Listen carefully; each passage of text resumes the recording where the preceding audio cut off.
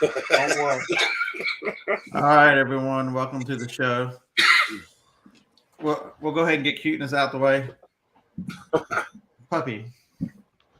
Oh, I thought you This were is now referring to my me. show. I'm taking over the world. And I'm 6 pounds of hell. 6 pounds of fury.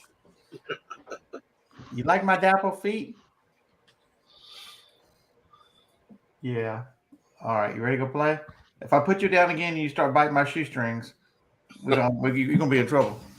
Oh, there's Phoebe. Go get Phoebe. All right. So, have I told the story of going to get him Friday? No, since we haven't had a show since last Wednesday. So Friday we head down to Clanton, Alabama. So we left here at my shoestrings, you little ass. Shouldn't he's we already talk lost about the sponsor of the show first? He's already lost one tooth biting on his shoestring. Then I look down there. I'm like, "What are you chewing on now?" It's his own tooth. I'm like, "Really?" Paul and Faith will introduce you guys in just a second. We're telling the story of this little monster right here. We get down there, and the young lady is real nice. She's had some financial problems and some health problems, and got small children, and financial hardship. So they're giving up the little puppy.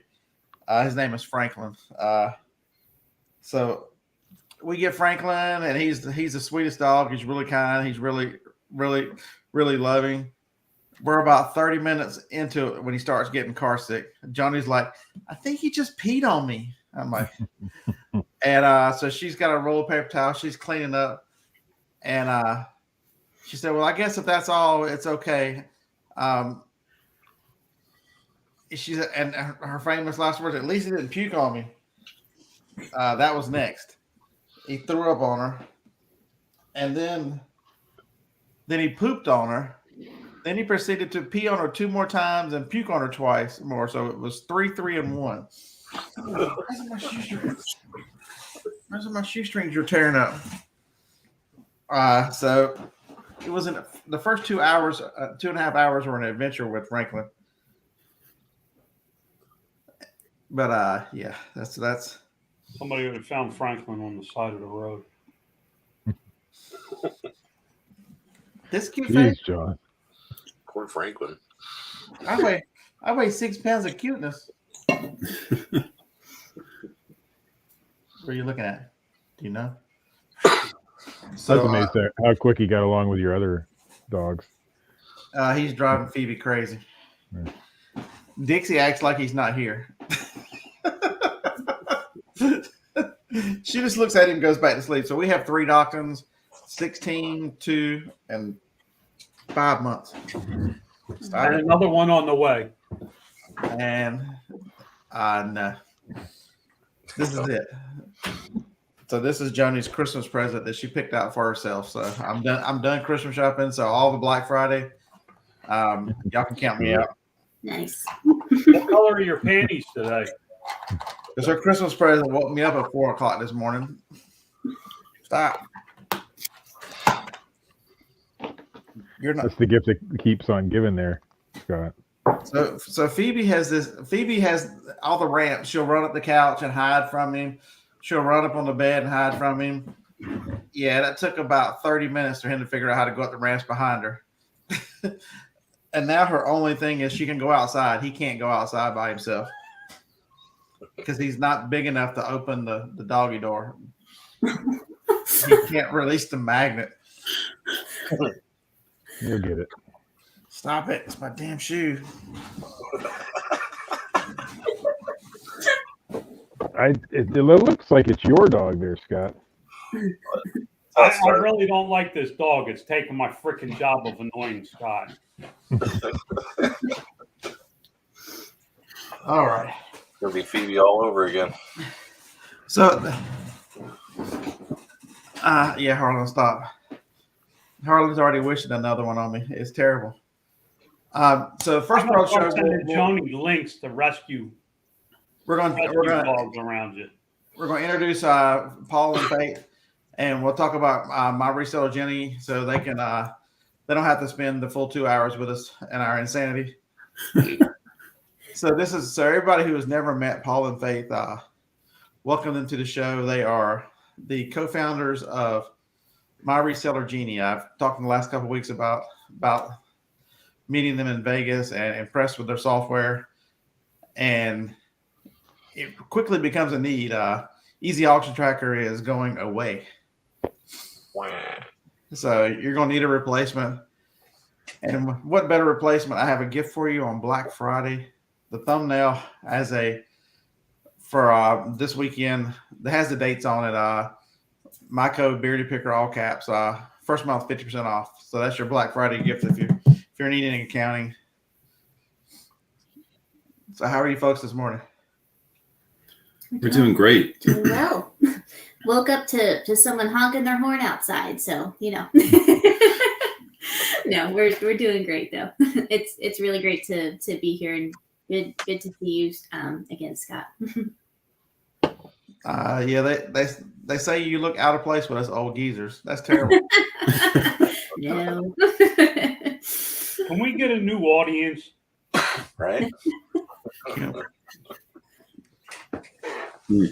Yeah. I'm trying this new coffee this morning. But make them the main speaker, Scott. Scott forgot how to use the controls. There you go. No, you're good. Yeah, With 5 people, it's hard to see. So you got some new coffee?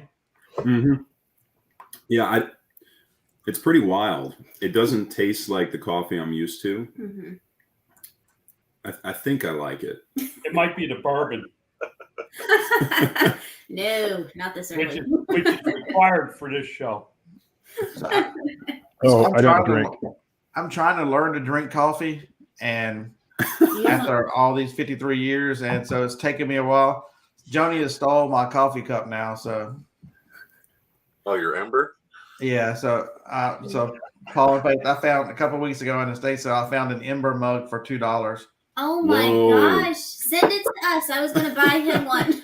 I don't want to spend all that money for a new one now. That's What a good is it? line.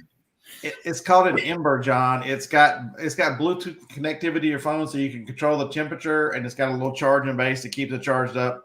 So it's got settings. She's been using it for tea the last few days. Where it'll set a tea timer and steep your tea for you and tell you it's ready. Yes, that's what she's used it. That's a fantastic find. How well does it work at actually keeping the temperature where you set it? Max temperature is 145, and it will hold it there. I mean, it's beautiful. I don't like coffee when it cools off. I don't like it. Yeah. So it'll hold it at 145. It's absolutely amazing. Wow, that's incredible. I recently really got into hot coffee. Like I just realized I really like it when the coffee's really hot. And so I used to just sit at my desk drinking from a coffee cup, but it gets cold so quick. So now I always use a travel mug, even when I'm at my desk. So that's what I have too. And so Johnny's like, I bought you 2 expensive travel mugs. I'm just going to use your Ember cup. I'm like, all right, whatever. Smart. But it's neat. The app is very interactive. When you turn the cup on, your phone will beep and say, the cup's been connected, and you can pick one of the tea settings, or you can set it for coffee and whatever temperature you want. The charge lasts for 2 cups, and then you have to set it on there for a little while. But I don't know if that's normal because this, it came from an estate sale, so it wasn't new. Right. It was there. I didn't know what it was. It was there the first day for $4. Nobody bought it. It was so dirty.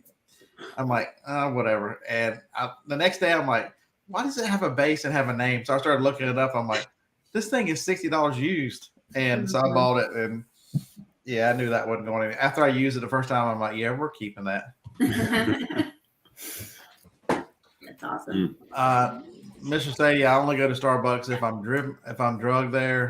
Joni loves Starbucks, but Yes. When Starbucks. I was traveling, I drank coffee, trying to stay awake on the 24 hours from Love's truck stops. I'm not a Starbucks person. I'm like, I am not I'm not spending that kind of money. So There is still hope for you, Scott. I gotta say, Paul was not a Starbucks person. I have convinced him since marriage. well, all See the how happy coffee, he is. so all the coffee we drink here is Starbucks because that's all she buys. So I do drink that, but it's not okay. The coffee is Starbucks and the espresso is Nespresso that she I drinks. know, yeah, it is very expensive. I will give you that. Yeah. Oh, John, Yeah. what did you go get?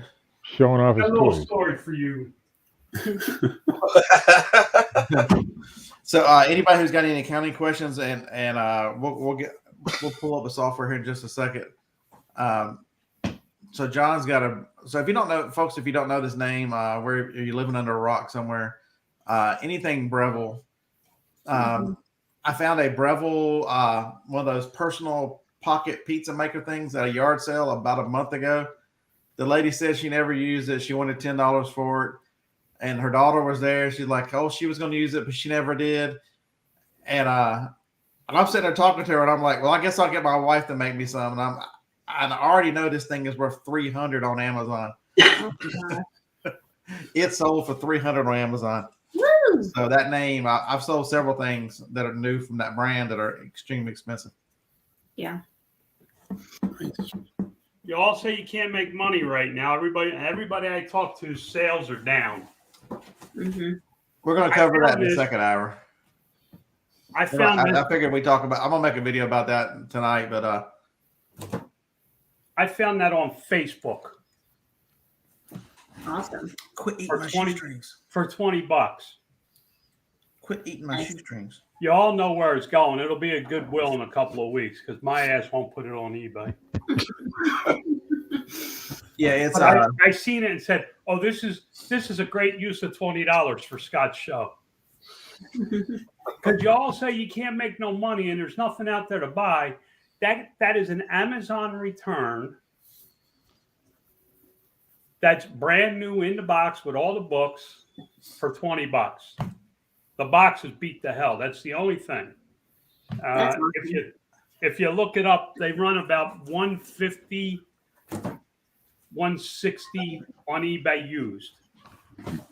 Okay, so my Reseller Genie. One of the things I told you guys last week that I loved about it was same thing. The reason why I love Aura, it is made by sellers, and that's why I think Aura as a repricer, they're in the description below too, is different because those guys they've tried to approach it from a reseller mindset as well to help resellers, and my Reseller Genie is the same thing.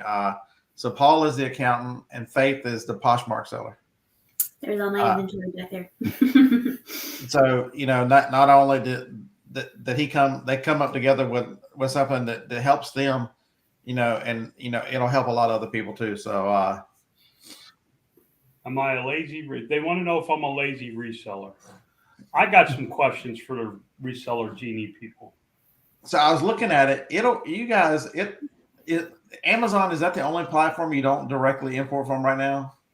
You have a whole list of platforms that. Yeah. So as far as like a direct import where you can connect through the app, the only one right now is eBay. Right. We have, so like you can upload Poshmark and Mercari reports just straight up. What, so you just download a CSV report and then upload that and then it pulls it in? Yeah. It's very exactly. quick, like a couple button clicks. It's awesome. And then for everything else, you can just get your report from the platform and then copy and paste into a CSV template that we have and upload it that way. Mm-hmm. Yeah, I send CSV reports to my accountant. I don't understand that every time you open it with something, it looks like gibberish. I'm like, Sure. Yeah. So does I'm it glad I don't have to deal with that, but does it pull the data automatically for eBay it will. for eBay, right? So you don't have to do like Easy Auction Tracker where you got to go in there and actually physically tell it, or it's the same concept. So it's a little bit similar. So what it does, so this is for people on the Ultimate plan. The Ultimate's the one that has the daily eBay integration. So every day it pulls your eBay sales, listings, and fees. And then it holds it to wait for you to approve it. to go into the system. Okay. And we do that so that you can have like complete control over your numbers, because sometimes there's things that people need to change or that they should change because there aren't cost of goods in there and things like that. So Yeah. Wait, Yeah. So we're, you guys are way ahead. thank you. thank you. What the hell do you do? This. What does your program do? I have no idea what you do. No, Let's start there. What is it? Yeah, sure. Also, guys, sorry, the lighting's kind of weird, so I'm trying to like move around here. Yeah, there we go. Yeah, so we are an accounting software for resellers specifically. So, like think of us like QuickBooks, but we only care about resellers. So, QuickBooks is kind of like a catch-all for most any smaller business, even some bigger businesses.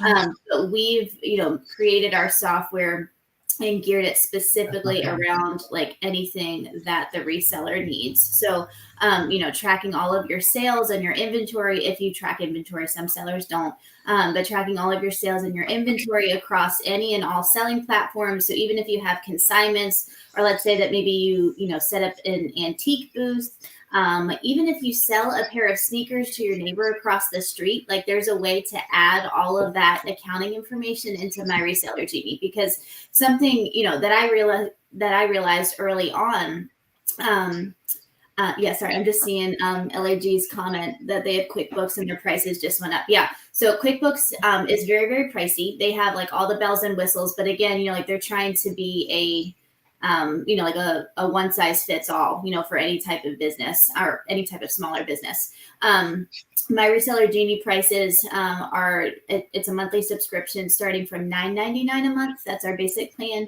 And it goes up to $19.99 a month. And Scott just said that he will be having a coupon available on Black Friday for 50% off of your first month. That's the biggest sale that we've ever done before. So we're really excited about that.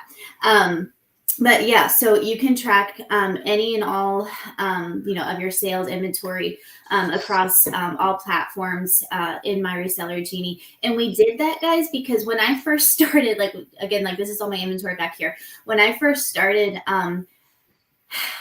like the whole tax filing experience, like you really need to be having all of your numbers, like not just some of them, not just be tracking, your stuff on eBay. If you sell on other platforms, even if it's just a couple sales on, on a few other random platforms, like you need to be having all of your numbers in one place. And so we designed my Reseller Genie so that you can have that. So not just inventory and sales though, but we also now have bank integration so that it will automatically bring in your expenses, so if you, so it's bank account, credit card and or PayPal that you can sync up to. So we have that. And then we also have reseller reports so that when you're ready to file your taxes, it is super easy because you just go to the reseller reports tab and you just print out your report. You can hand it to your accountant. Makes tax filing super easy. If you file your taxes on your own, using something like TurboTax, it's going to give you all the numbers that you need, to file your taxes. The other big thing is that we have sales analytics. Do you want to tell them a little bit about sales analytics? Yeah, sure. I can talk about sales analytics. Scott, stop us if you want us to to talk about something else. I'm just trying to answer his question. The one thing that I've been playing with it, and the one thing I really like is it gives you a place. I mean, you could do it with a spreadsheet, but the spreadsheet is limited. It'll, as you input into a system like this, it'll spread it across all their reports. People always ask how do I keep up with what I spend at yard sales?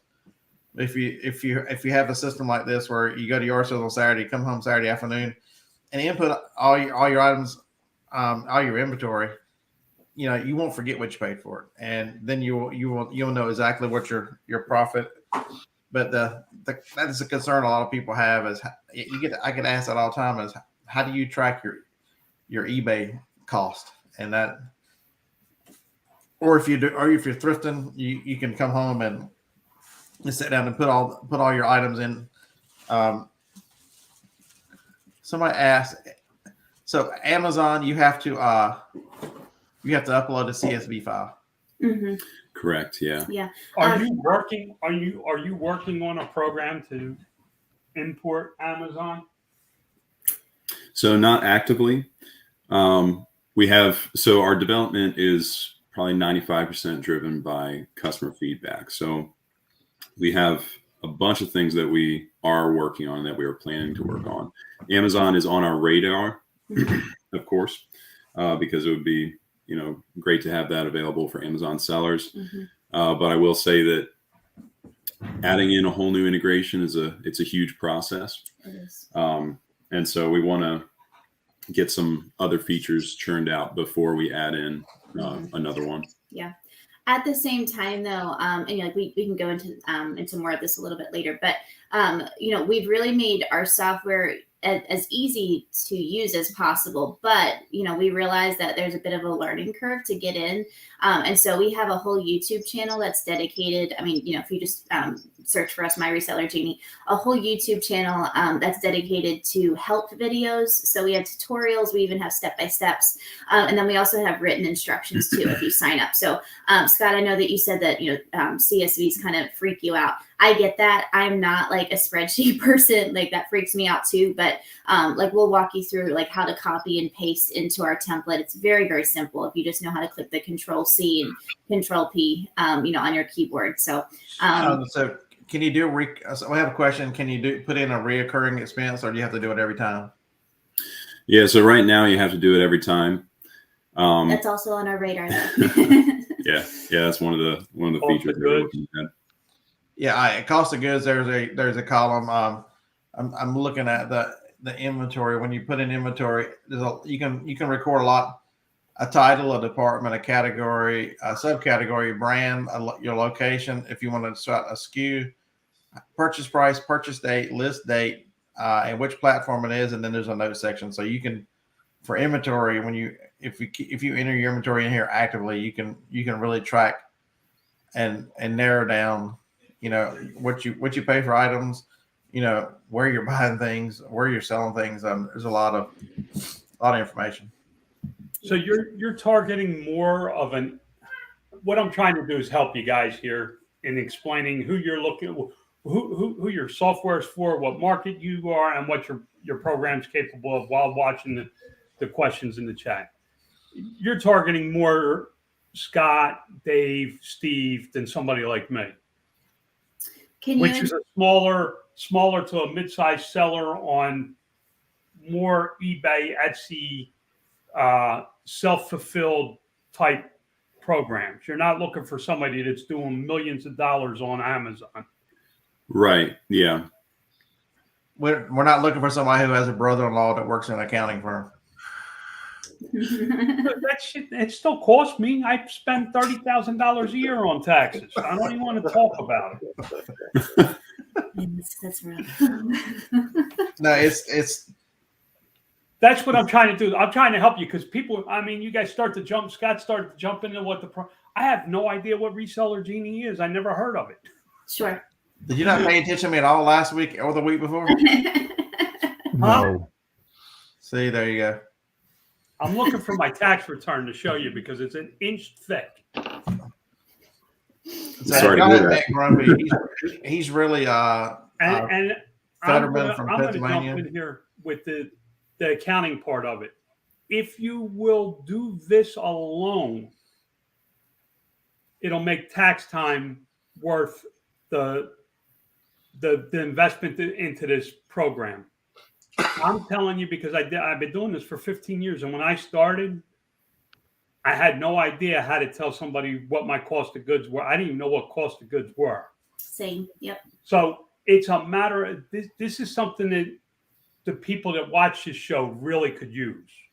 Yeah, the exciting part really I wanted to have them on is because their program gives you the ability with some input that a smaller to mid-sized seller can do and understand the numbers. Because if you don't ever understand the numbers, how do you know what you made? How do you know?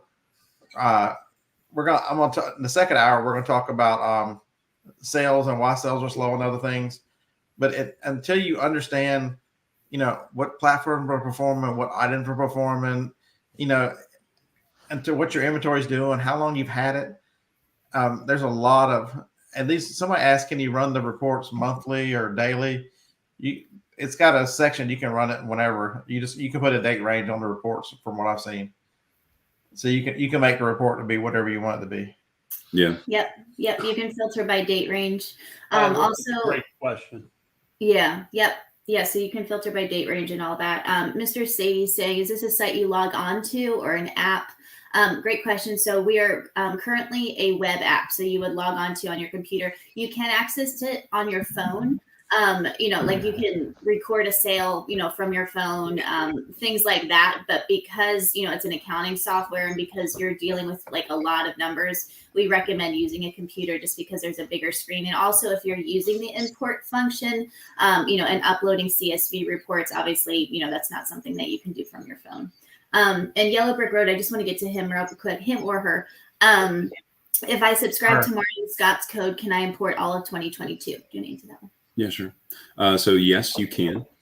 If you're an eBay seller and you're using the direct import, for that first import, it won't pull your sales titles over because that's just a limitation of the API that we're using, but you can pull in all of your sales fees and returns from the whole year. Mm-hmm. All right. And then Doyle Warehouse is asking, what is the system requirements? So you just need Wi-Fi connection. Yeah, a connection to the internet. And any browser. Yeah, I mean, we recommend like the bigger browsers like Chrome, Chrome or Edge. Yeah, most people get so stuck in, will my computer do it? If your computer will connect to the internet and with any kind of decent speed, because it's web-based, it's not dependent on your computer. The internet connection is what you need. Exactly. Yeah, we brought a Chromebook to the conference so that we could demo the software. So like you don't even need a full-fledged laptop. Well, it's a web-based app, so Right. whatever if you're watching this show, you can probably do it. Would Silver Hair Stacker asked, would Reseller Genie replace my CPA? My guess is no. Interesting question. I really like that they asked that though. Yeah, so I mean that it kind of depends on you and like your comfort level with doing your own taxes. Mm-hmm. Yes. I don't know everything that your CPA does for you. It's a bookkeeping program. So like you'd be able to track all the information that you need for your business. But if you're uncomfortable filing your own taxes, then you'd still want to keep the CPA for that and like answering questions. Yeah. Also, like something that we're really excited about. Are you laughing at that? Yeah. Kind of right off. Ignore lag. Just I was just going to say though, so we actually have a relationship with a CPA who's also a reseller, and then a bookkeeper who's a reseller as well. And they've gone into my Reseller Genie and looked at it, and they love it. It's very comprehensive, they've said. But at the same time, like for like accounting specific questions, we always recommend talk to your CPA or your accountant first. But I mean, feel free to show them my Reseller Genie, see what they say. Well, the one thing it will do for sure is make your life easier, even if you have an accountant that's doing your taxes. If you keep up with this year through and understand, you can just print out reports and give to them instead of, spending days in April trying to figure out what the hell I'm doing. It's Taylor. Is that from experience, Scott? No, because I have to do that every month, so I'm good. I'm currently called up through October, so I don't want to hear it. You're caught up? Nice. My question would be, on QuickBooks, my accountant can log in. Can he do that on this too? Yeah, absolutely. So what you would need to do is give him your login credentials. Right. But yeah, it's very doable. So it's one user per account. Correct. Exactly. That answers your question there, Taylor. The other I question, think he's asking how many user per account. Sure. Versus how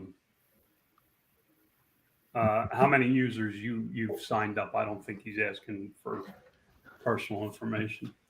The other question I had was, now this is a web-based thing, so all my stuff is stored in the cloud. Is that how that works? Yeah. I mean, all my information. So, like the last time I used Easy Auction Tracker was years ago, and I don't know how they work more currently, but it only stored so much. I mean, it was all local on your computer, and so if you hit the wrong button, it was gone. And I did that, so that's why I'm asking questions. So if I hit the wrong button, is it still going to be there? That's all I want to know. So if you delete sales, if you delete data, it will be deleted. But there's always a menu that confirms you want to delete something before you delete it. Right. It didn't have it at the time, and that's what happened. So Sure. Yeah, I got you. Yeah, It's gone. it's not like a spreadsheet. Like your data is backed up. So Okay, that's what I want to know. So I think a lot of people are confused on their phones, and because something is web based, and everybody wants to be in the app world. I just went on my phone and where's the camera, and told it to add it to my home screen. And so when you add it to your home screen, it brings up all their stuff, and so you can pull up inventory, and you can do anything on the phone that you can do, and it's simple. It's harder to read spreadsheets because they've got a lot of columns, so you can take the columns out and enter it in. But you can see all your sales and all your reports on your phone. A lot of people, Brickseek's another good one. Brickseek has an app, and they've been working on it for a while. But for several years, it was just save it to your home screen, and it functions very, very, very good. I mean, it's very similar to an app, and you've got a quick shortcut to it. So nice. Yeah. there are definitely ways around that. You got to understand your phone, learn a little bit of this technology, and make it work for you. So I'm curious, if you're using a third party shipping, like say Pirate Ship, would you be able to connect to Pirate Ship? You probably don't now, right? So Dave, you want to know how you connect there? I know I manually, but no, but you have them pull your credit card information, and then you this Pirate Ship will be an expense for shipping, and it will pull from your debit card. You know what I'm talking about, because I do all my eBay shipping through Pirate Ship. Yeah, so you have to do it through credit card integration.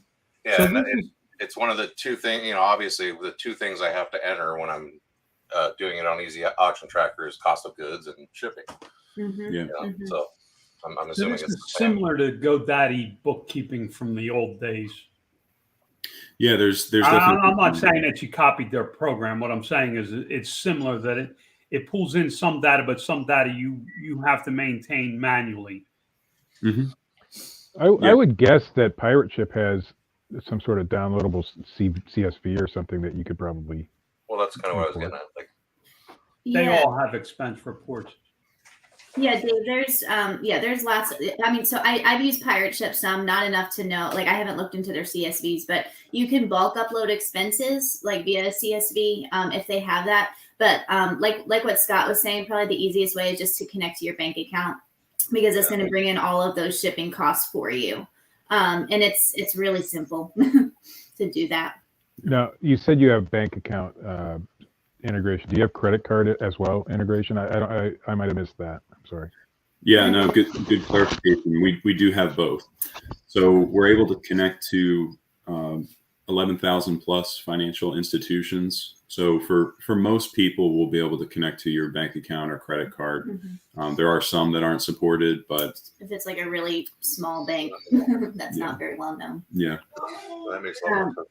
And we also connect to PayPal as well. So for those who run everything or most things through PayPal, you can have all that automatically brought in. So will it deal with an XLSX file? Can you upload that? So no, it would have to be a CSV file, but so you would just copy paste from an XLS then. Yeah, or I mean, you could even save it as a CSV, like straight in Excel. Pirate Ship will exports all their files as XLSX files. Gotcha. Cool. Okay. All right. I saw a question. Yeah, we had two hip chicks. Currently, right now, there's only one login, so you just have to give your account at your login. Now, let's talk about that for a second. If you don't want to give that information out, use LastPass. You can share the login information through LastPass with anybody without them having a LastPass thing. You just have to authorize that email address, and you can connect that way. I give out login information all the time through LastPass, and it's much safer than giving out your password for login credentials.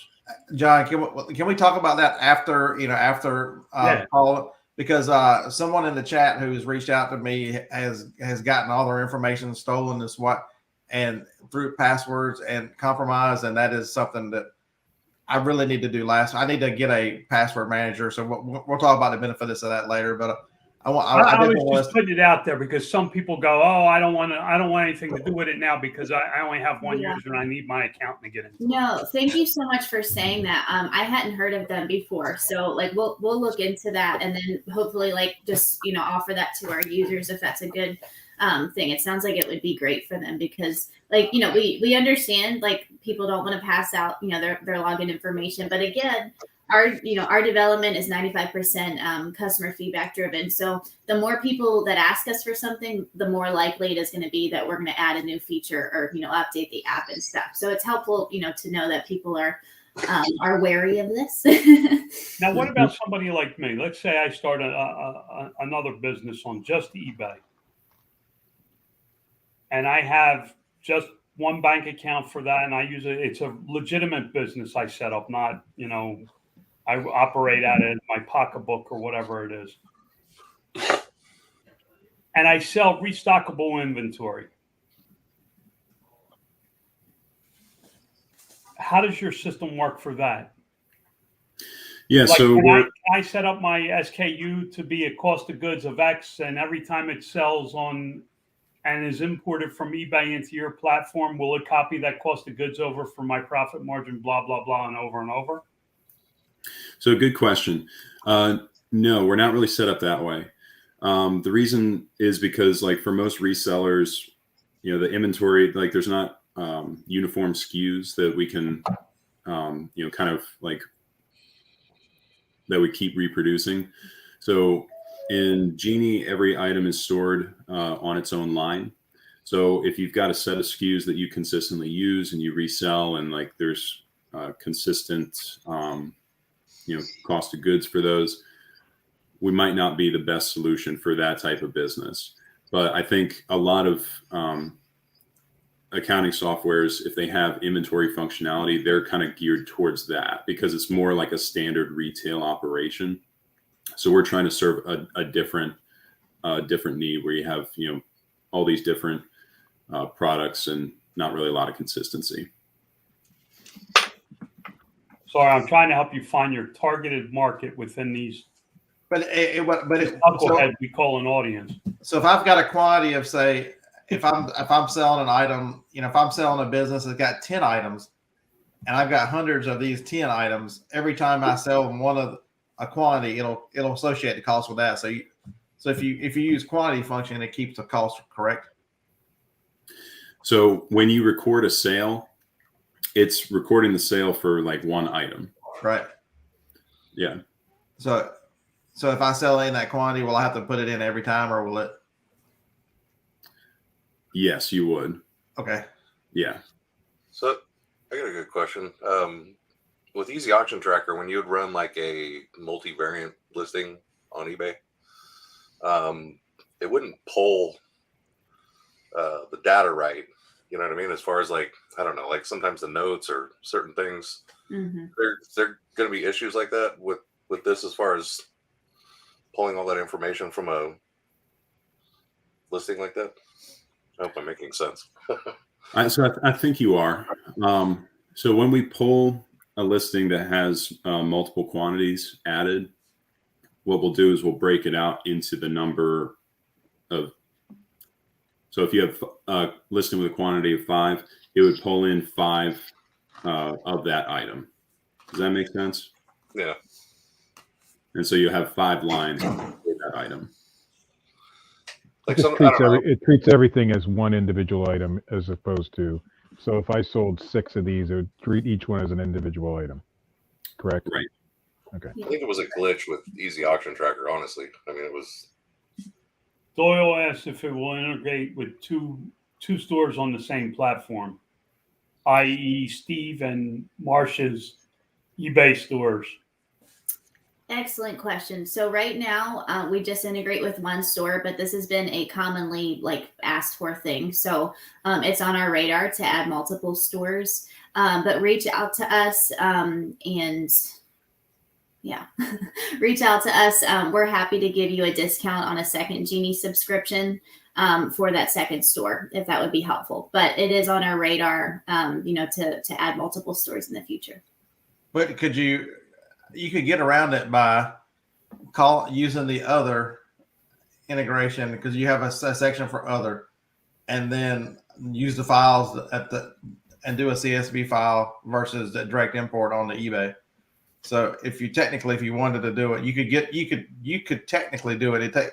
You'd have to do a little manual work, importing files and stuff like one of the other platforms. Mm-hmm. But use it, because I like the fact that there was another, because I use a local auction. That's not on. There's no way there's no data to pull. So I'm using it to track my auction sales and my auction costs and what, how my auction's performing every week.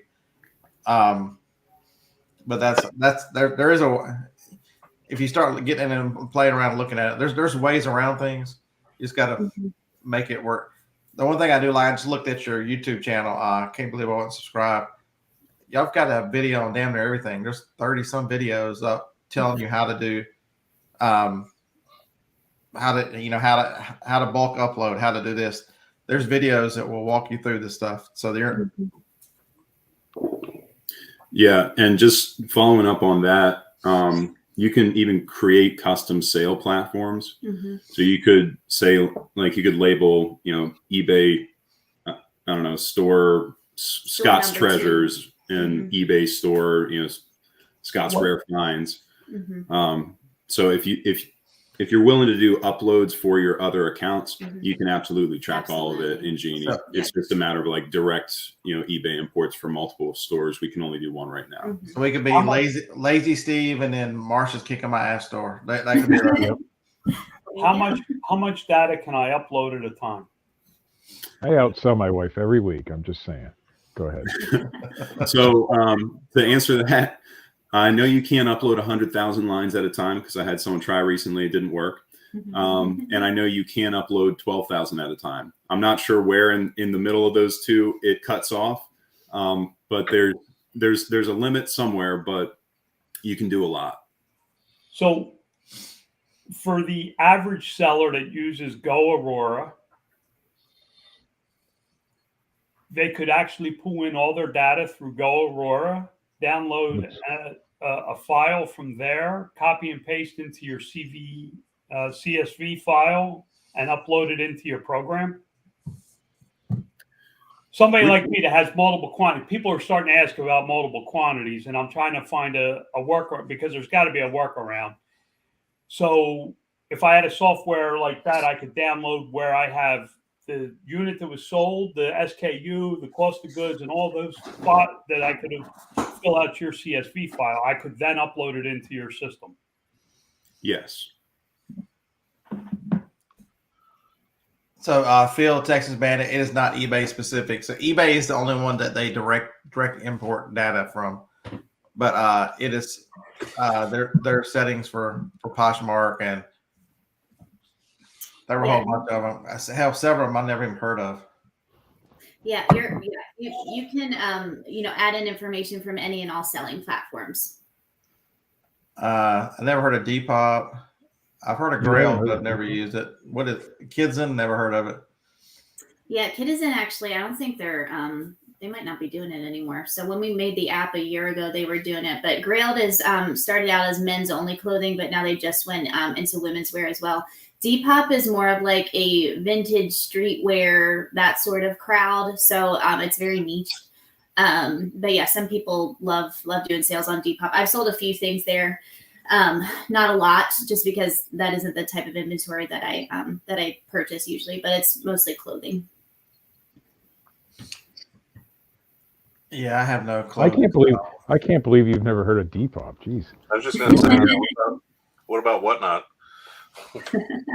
Depop? What is Depop? You're not talking about another platform. Yeah, it's another platform. Does Whatnot give you CSV files? I wonder. So, oh gosh, we were just on a call last night. So we actually met them in Vegas at the Boss Reseller Remix. And they give you a report, but it has very, very little information in it. So we actually were talking to them and we were like, can you please update your CSVs, because resellers need this. Like, even if they aren't using my Reseller Genie, like, they're going to need a detailed report at tax time. So it's on their radar. That's what they said. But, they are a newer company, so I don't know how quickly they're going to add those changes. I've talked to some other like big sellers / influencers in the reselling community, and have just kind of tried to put that out on their radar. Like, hey, like when you talk to Whatnot, can you ask them about this? Because it's really important. So unfortunately, yes, you can absolutely track sales from Whatnot in my Reseller Genie, but because they don't give you a lot of information, you're going to have to, it's going to be more manually adding in inventory and sales into my Reseller Genie. I think we had a question about Etsy stores. Did you see that one? They were asking if they could do 4 Etsy stores. So, yes, we Why covered would that you one. have 4 Etsy stores, Lord? It's a lot of Etsy stores. Same reason you'd have 4 eBay stores. I had 7 eBay stores at one time. Well, I could tell you why you have more than one Etsy store. 1, you have your homemade goods like this. Oh, 2, that's the promotion. 2, you have a lot of people will upload files to make this, so they don't want them associated with each other because, you don't want people knowing that they can buy the file to make it on them on their own. So that's why I would have more than one. But anyway, go ahead. Nice. Larry, I'm with you. Depop did sound like a rap group. I'm no lie.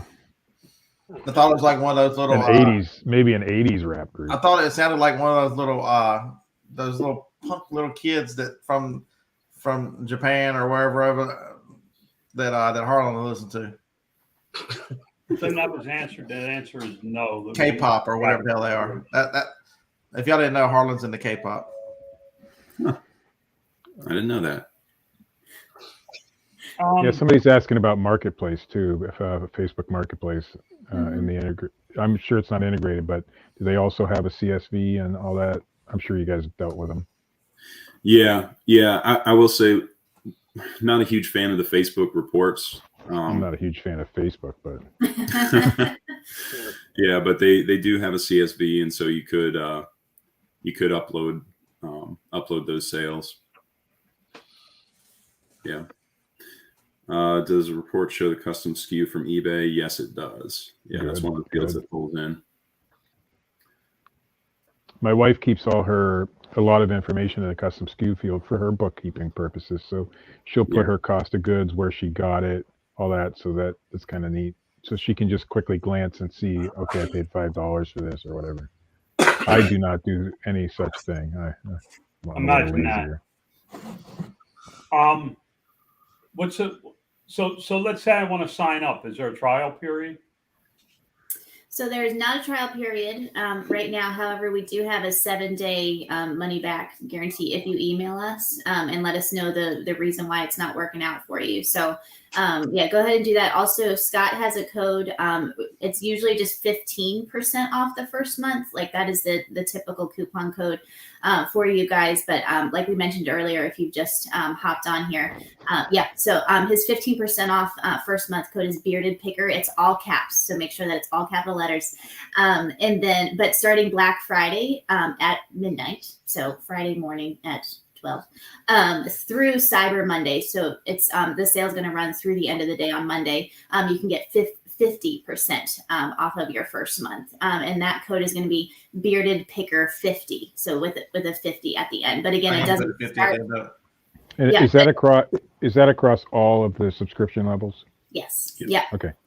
Yeah. But again, that one will not go into effect until Friday morning, or Black Friday. Yeah.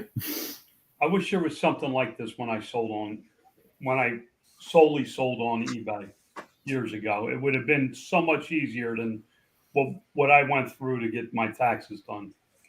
I think that not knowing the accounting is a weakness of new sellers. And so if you're a new seller, you need to consider understanding, you're doing something for yourself to understand your data. You you concentrate on finding stuff because that's the fun thing. You kick yourself through listing because you got to make money by doing it, and you're doing emails and everything else. And then, the accounting gets pushed to the side because it's not critical that I do it. You're looking at it wrong. It is critical that you understand. There's so many people claiming their sales are low right now, and we're having a slowdown in the middle of the fourth quarter. Yeah, now is the time, guys. Now is the time to get started on your accounting, because even if you start, or even if you wait for the new year, which is okay, like no judgment here, but like it's going to be hard to get caught up. Well, maybe not hard. It's going to be time consuming. So, now's the time to do it. Taylor's Place asks about your customer support. I promise it's better than mine. They will not hang up on you. You're talking to their customer support, I believe. Yes. Yeah. Yep, you are. Yeah, no, there were a few questions really quick. There was one. Does Bearded Picker get something if we join? Yes, he is an affiliate. He gets a small commission from each sign up. And then can you speak to your customer support? SM Postcards, thank you. That's so sweet. They say MRG, they are so responsive. It was scary how fast Paul got back to me. Yeah. So we pride ourselves in our customer support because I'm sure all of you on the screen, all of you in the chat can say, can point to at least one or two horrible customer support experiences that you've had in the past with companies. We do not, and we will not have our company defined by that. So, call my customer support line. What was that? Call my customer support line. Yeah, you don't want to, John. You don't want to talk to John's customer. It's funny. So there's a button right in the app. It's a little envelope icon, so you can email us straight from the app. You don't even have to, go over to your Gmail or anything, and we'll get back to you within 24 hours. Mm-hmm. So that's a good question. Dole said, are there any plans to add a mileage tracker or somewhere you can put mileage in as an expense? Yes, that is that is on our list. We're trying to get it done before the end of the year. But you are able to add mileage in right now. It's just going to be more manual. So there's a spot for that in your expense detail. But we're working on automating that a little bit more. Yeah. So what you would do right now is if you have like a list of your miles driven, you would just take your number of miles and multiply that by the IRS standard rate, which you can look up.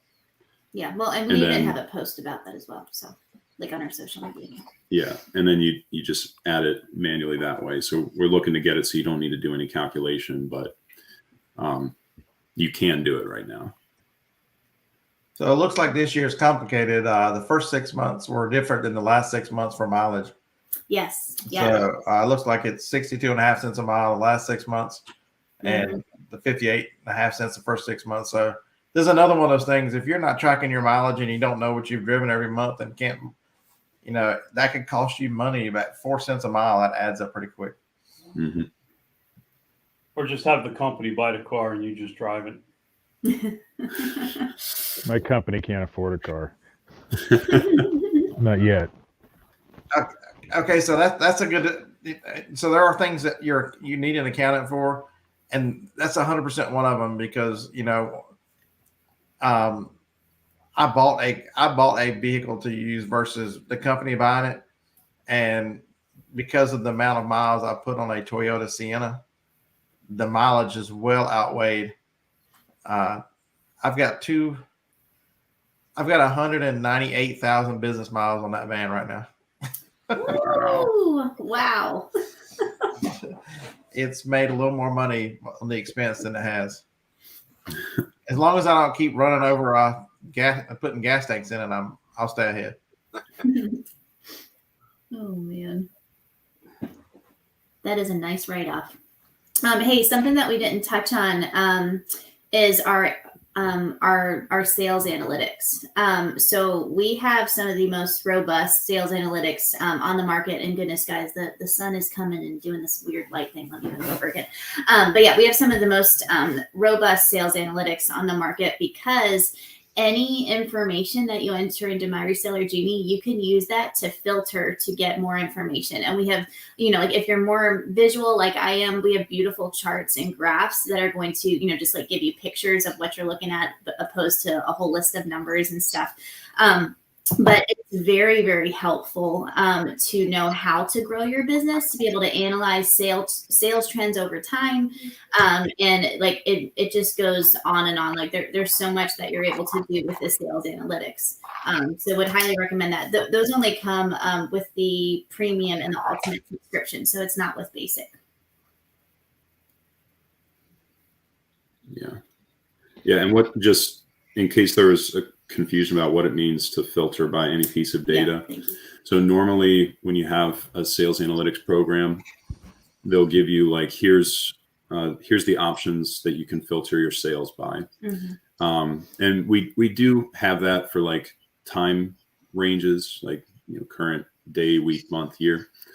So you can do that really quickly, but you can also actually go to a table of data and then apply filters. So like, the brand is Nike. The item title has red in the title, and it'll just filter all of your sales to whatever criteria you're applying, and then you can see all of your charts dynamically update with that information, which is pretty cool. Yeah, that's important, especially today. You got so many sellers who are screaming, "My sales are dead," and they don't know what sells, what is not selling. They don't know how to analyze, their answer to everything is, well, I've got 3,600 listings on eBay. I don't know why I'm not selling anything. The number of listings, the number of listings does not equal sales, folks. I hate to break it to you. That is completely true, by the way. You guys got a good little testimonial from SM Postcards, who is Mark. Yeah, that's Mark. So most people, Mark's been on the show quite a few times. He is the king of postcards. He's got 98,000 listings, and your program handles them. So that's pretty good. It's awesome. Amy, there's not a free trial, but they said 7-day guarantee. So basically, you just have to email them if you're having issues and don't want to. But what if I wait till Friday, you get a half off using Beer to Picker 50. That's still pretty cheap to try it out for a month. The one thing I'll definitely encourage everyone is to look at their YouTube channel and look at the amount of help that you have just by simply watching a video. Most people are visual learners, and video is a great. If I want to know how to do anything, if I want to know how to go, change a filter on the van, I'll watch when I started doing brakes on the van, I watched videos on how to change the brakes on a Toyota Sienna. I've changed my own. I mean, it's amazing visually what you can learn on YouTube. And so they've invested time to make, 30, however many videos this is. A lot. Here's the thing. If you have no software tracking your data right now, you need to go sign up. It's $10 a month, you're saying? Yeah, it starts at 10, goes to 20. If you need the $20 plan, you make enough money to get the $20 plan. I'm not $20 even bucks looking is at it, nothing. and I'm going to guess that if you need the $20 plan, you can afford it. Can you tell us the difference between the plans? The cheapest. I was going to ask that as well. Yeah, great question. So the basic plan, that's geared towards people who are they track inventory, so they're using the accrual inventory method.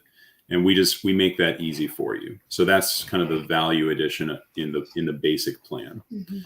The premium plan is the next level up, and that gives you the ability to also track your expenses. So it's got the bank and credit card integration at that level, and it gives you the sales analytics as well. And then with the ultimate plan, that gives you a more automation. So it gives you the eBay integration where you can pull in your sales listings and fees every day. And then also if this only benefits you if you track inventory, it also has a way that you can do a bulk upload and match to inventory items. So like if you're selling on Poshmark, we don't have an integration there yet, but you can bulk upload sales and then match it to items that are in your inventory, which speeds that process up a lot. So just think like basic is for, like bare bones. Bare bones if you're doing accrual inventory accounting. Premium is, you can track everything, but it's not as automated. And ultimate, you can track everything and it's as automated as we can do right now. So if you're just doing inventory tracking, what if you're cross posting? How does that all work? I mean, is that you know what I'm saying? You cross post to several platforms, the same exact item. Yeah. So what we tell people is usually people have like a base camp where they upload all their inventory. So we just say, grab your inventory from that platform and then just, keep up with it. When you get new inventory, just add it into Genie. Yeah. And Doyle is asking, are you integrated with some cross listing out there? No, we're not. But, let's say that you use List Perfectly or Vendoo or Flip. I think Flip is one. Or, one of the other cross posting softwares that are out there. You can just download their CSV file and upload that into my Reseller Genie if you don't want to have to deal with, getting all of your sales, from eBay and from Mercari and from Poshmark and Depop. Like if all of your inventory and sales is already in a cross posting software, you can just upload that into Genie. Cool. Yeah.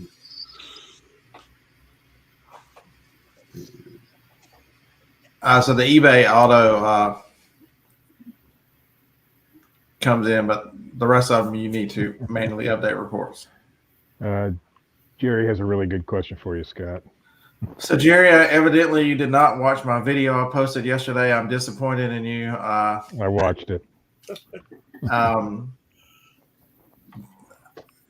am ending the political portion of this, and so there will be none unless it's an item that specifically relates. If we're talking about the rate of inflation or unemployment or the economy tanking, something that affects reselling per se.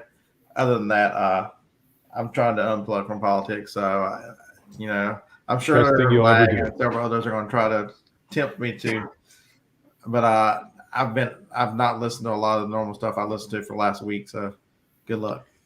So no, it'll be up and available. Now, will you still be saving the shows to Rumble just as it automatically saves the Rumble, so they will be there as well.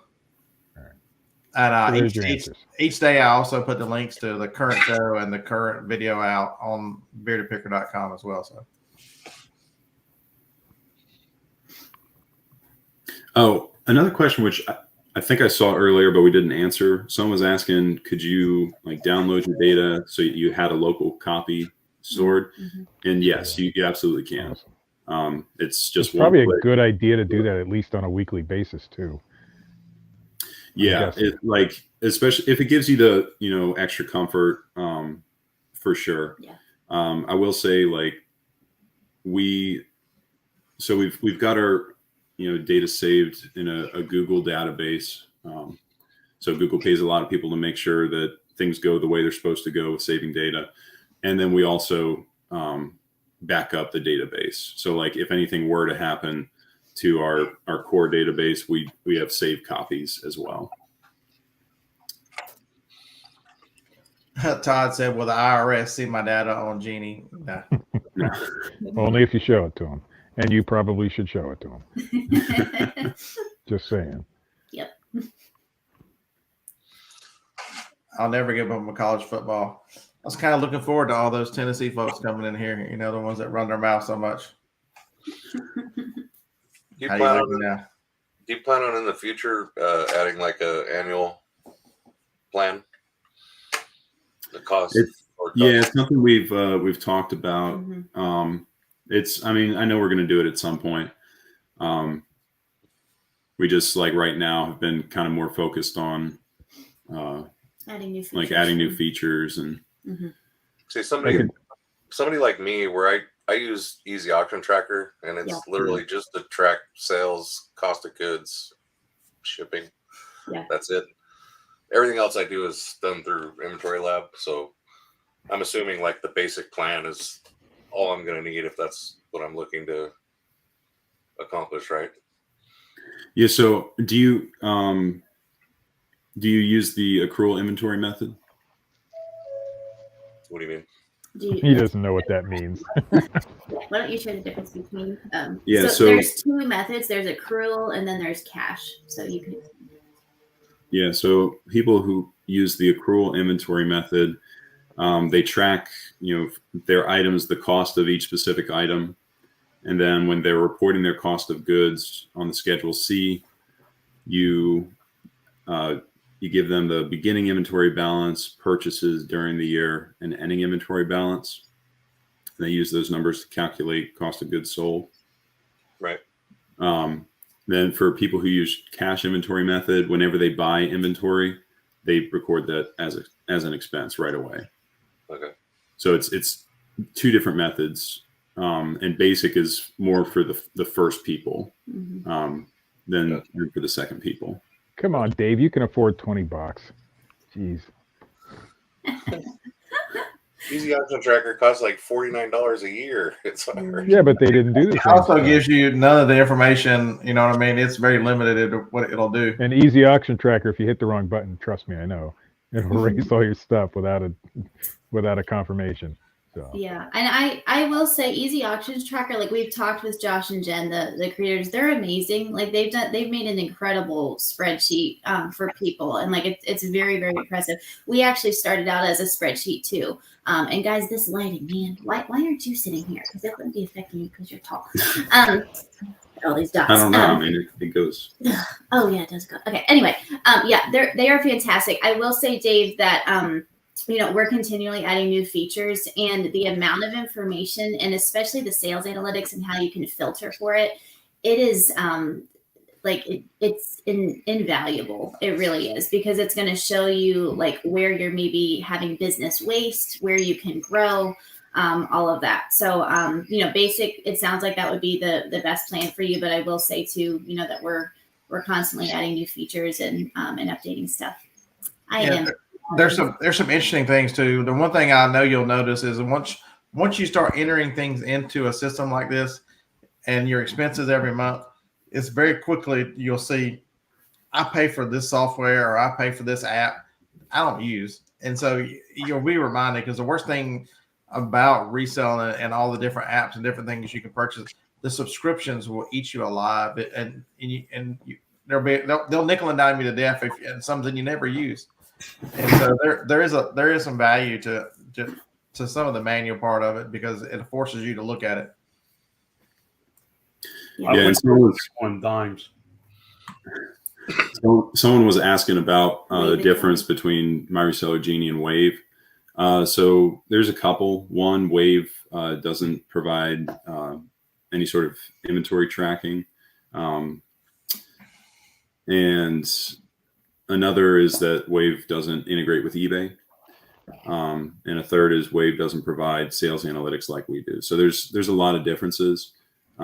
I think Wave is great for a lot of businesses. I don't think it's the best fit for resellers, but everyone has to make their own decision about what makes sense for their business. Yeah, for sure.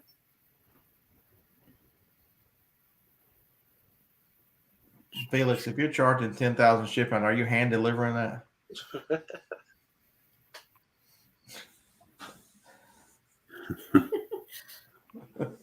Comes with a private plane. Yeah, one of the questions I answered in the chat, Mike had asked, when it downloads the inventory, does it do sold and unsold? And it does. Because I've got 216 listings, and it currently shows inventory of 216. There is Mark earlier said he has 98,000 listings in your program handler. I'm assuming there is no limit to how many listings and that your program handles. Did he say listings or lines? I think he was talking about well, data. whatever. 98,000 pieces of data is pretty significant. That is pretty significant. Yeah. Inventory records. Yeah. Yeah, so we haven't done like torture testing on the app to see like how far it'll go before it breaks. I will say that I will say with 98,000 it does run slower than someone who has like 2,000, but I mean that's kind of to be expected. But yeah, 98,000 is a lot for sure.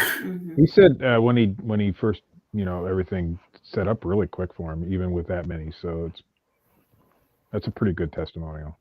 Yeah, Mark, thank you so much for sharing that. That's really cool. Mark's been awesome. Yeah, he's a good dude. I can 37,000 listings with a quantity of 98,000. So still 37,000 listings is a pretty significant eBay store. Bob, I don't know who Matt Gates is. I'm looking up a picture right now. Oh, interesting. Familiar with Bill? No, I don't think anybody said that, but yeah, exactly. What did you say, Henry Claville? Is that his name? No, everybody thinks that he looks like Superman, and I'm like, yes, he does. No, he was saying Bill, like Bill Gates. Oh. The Dean Cain We're Superman? trying not to get this show kicked off here, guys, so keep it, kid friendly. All right, don't worry. Sorry, I need another bottle of coffee.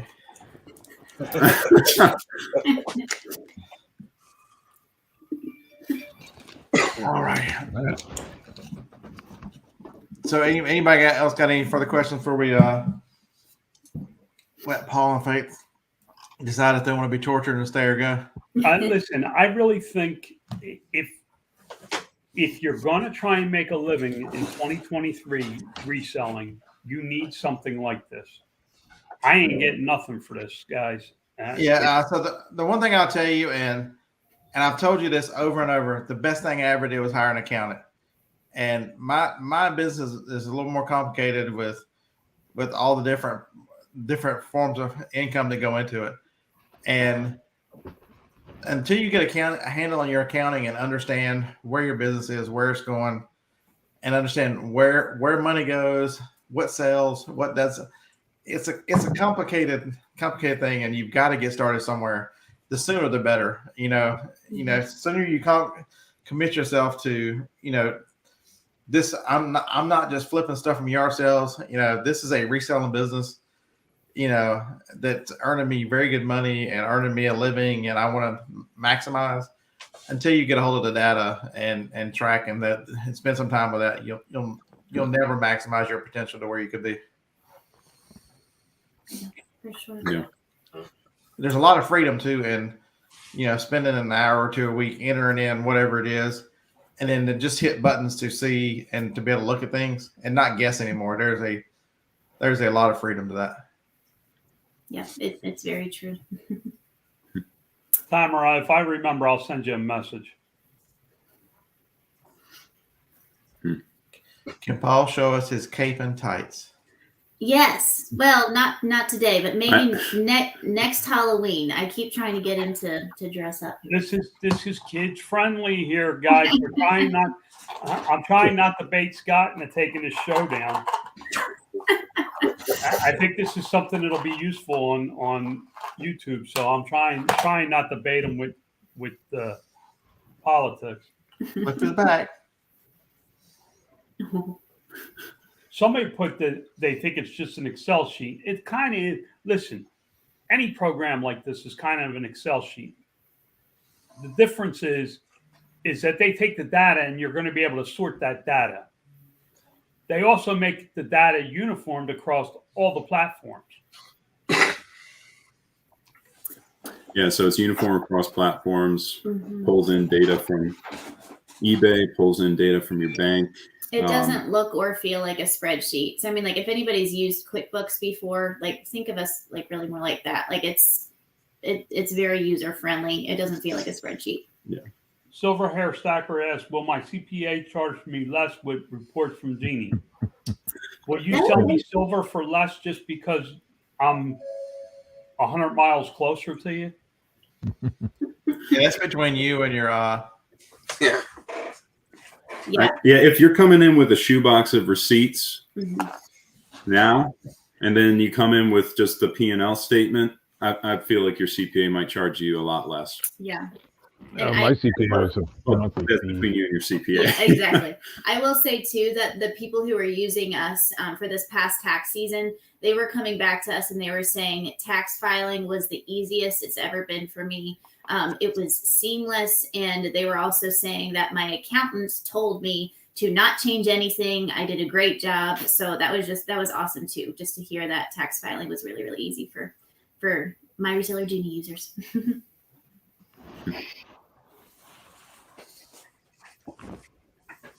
Good. When I is Jody don't getting a have my puppy? taxes. Vintage memories. She ain't getting no more puppies. This is it. That's it. I'm gonna send Joni links every day. You don't think I get them every day? Johnny already knows all the links, John. Hey, what's up, Harlan?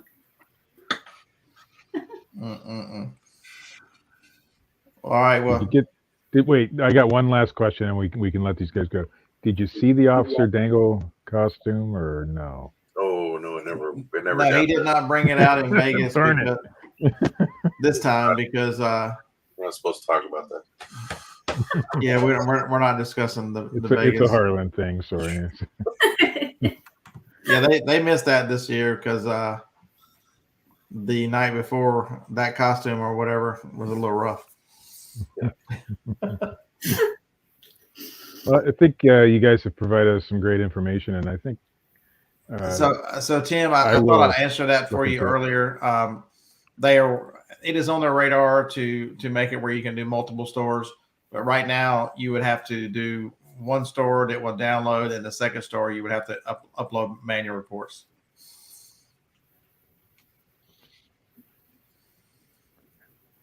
So it can be done, but you'd have to manually do one. currently. But listen, for anybody that sells multiples of an item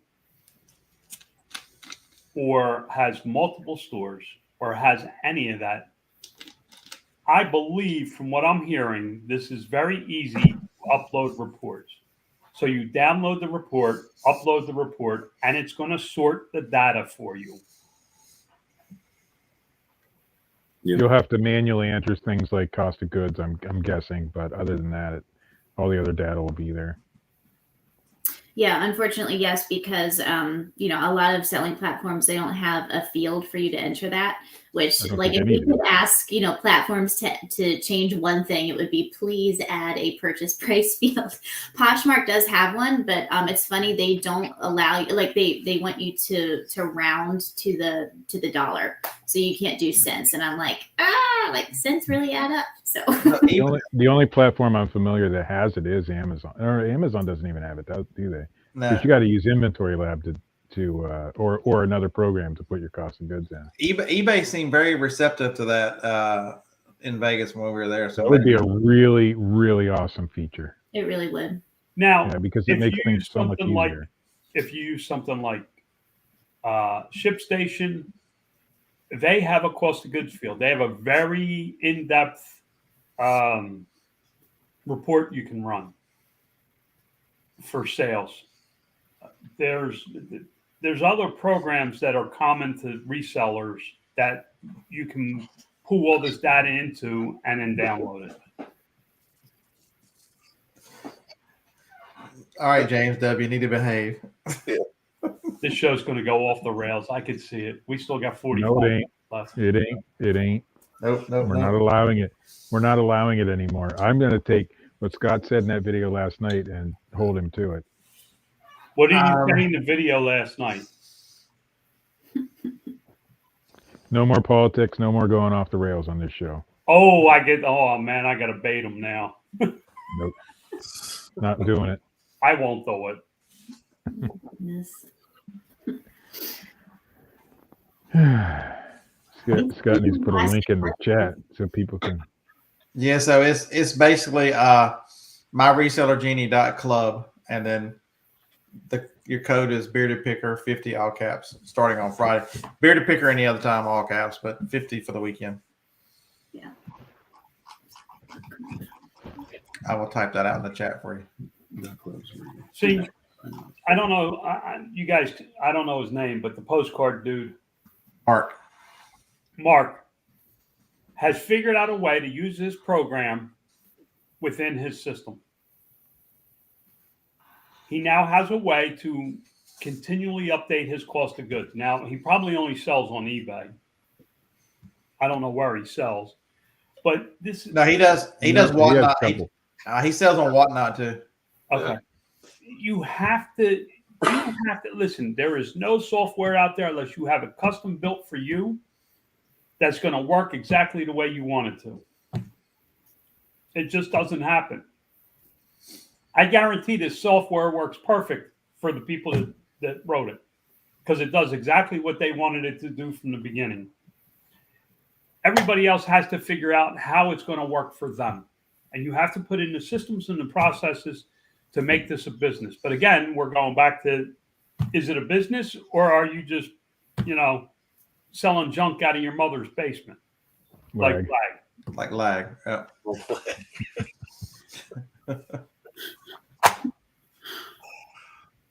I mean, he's an Eagles fan. What more do you need to say about it?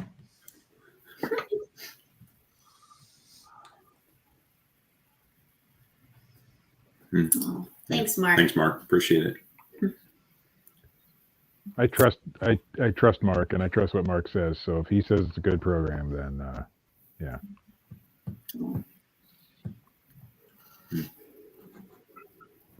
Yeah, Mark is definitely. We feel bad for him, Felix. All right, well, Paul and Faith, thanks so much for coming on. It was nice to get to talk to you guys again, and very informative as always. I enjoyed meeting you guys in Vegas. Yeah. Great meeting you. Thanks so much for having us on the show. Yeah. We really appreciate it. Thank you guys, and it's great to meet all you guys. What we'll do is in March, late February, March, we'll do it again just because that'll be tax time, and there'll be a lot of people who don't listen to the warning right now that they need to take care of their stuff now. And we have them back in January. We'll do it again in a little while, just to remind. January is probably a good thing too, to remind people start your year off right. Your year off right. It's much easier to. I'm telling you, it's much easier, folks, to spend a little bit of time going once a week doing something than it is. Yes. If you buy it at a yard sale in January, it's hard to remember what you pay for in August or September. Mm-hmm. Yeah. Must be nice if you have yard sales in January. I wish I had this kind of tracking software for $19.99 a month. Not everybody lives in a iceberg hellhole there near the lake.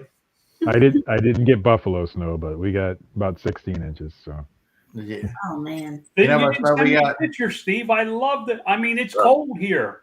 It's cold. It's 63 degrees. Oh, I want to be there. Since the direction of the show has changed, I won't put the middle finger up, but. Send me. I mean, I'd be happy to see pictures of the snow. All right, these people want to go.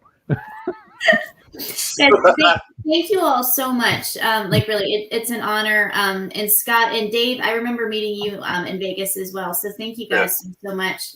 And again, our customer support, we're here for you guys. If you have questions after this, email us at support@myresellergenie.com. Definitely use Scott's code if you want to sign up. And we're excited to just be helping this amazing community of resellers. Yeah. So we'll see you next time. All right. Okay. See you guys. Take it easy. Nice meeting you.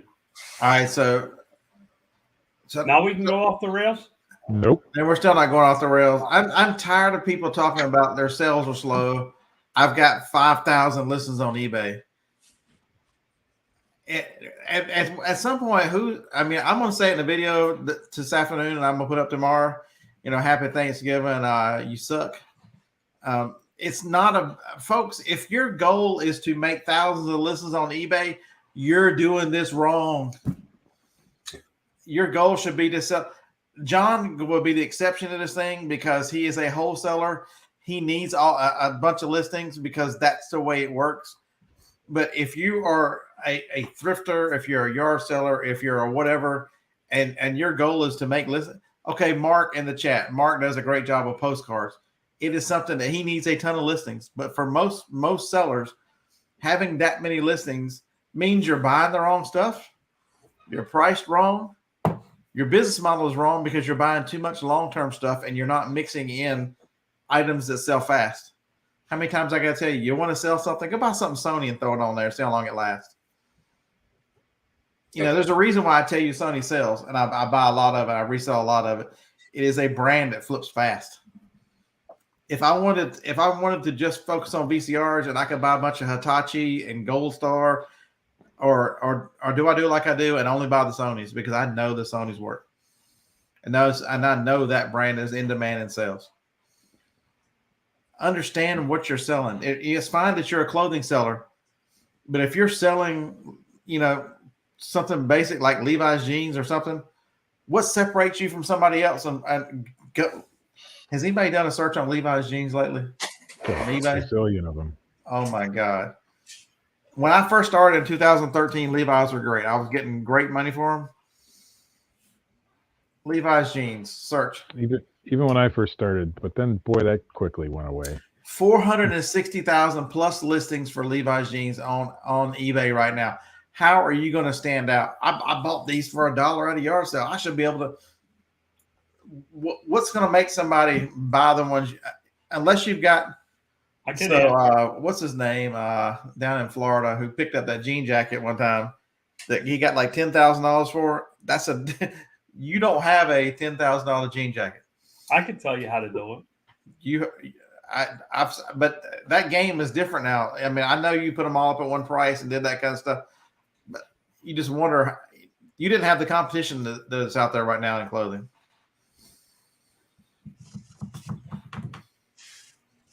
There's ways around it though.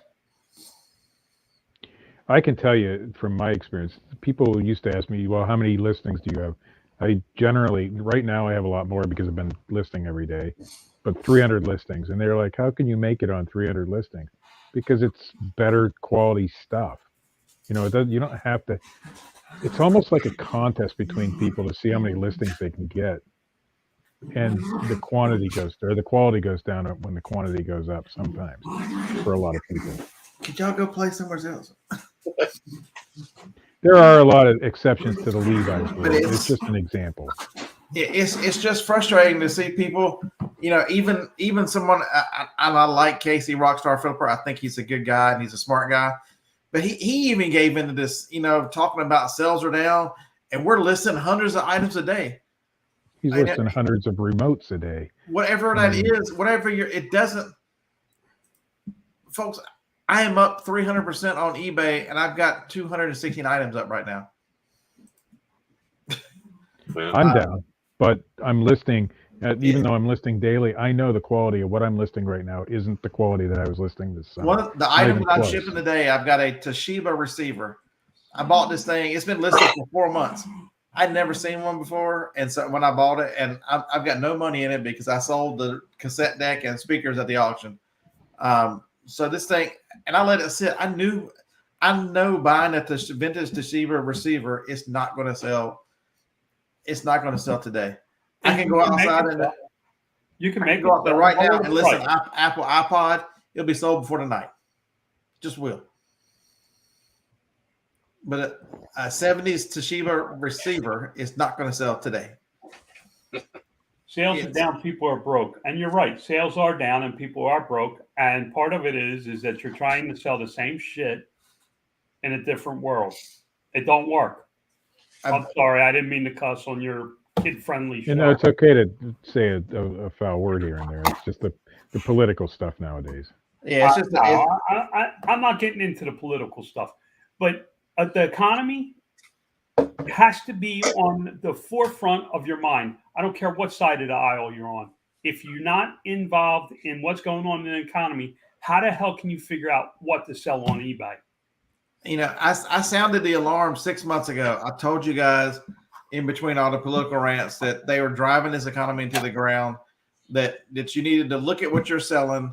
You needed to understand that used was going to be a thing and that used items that you're going to be able to make, but you had to analyze what you're looking at. I've got a Galaxy S21 Ultra out there.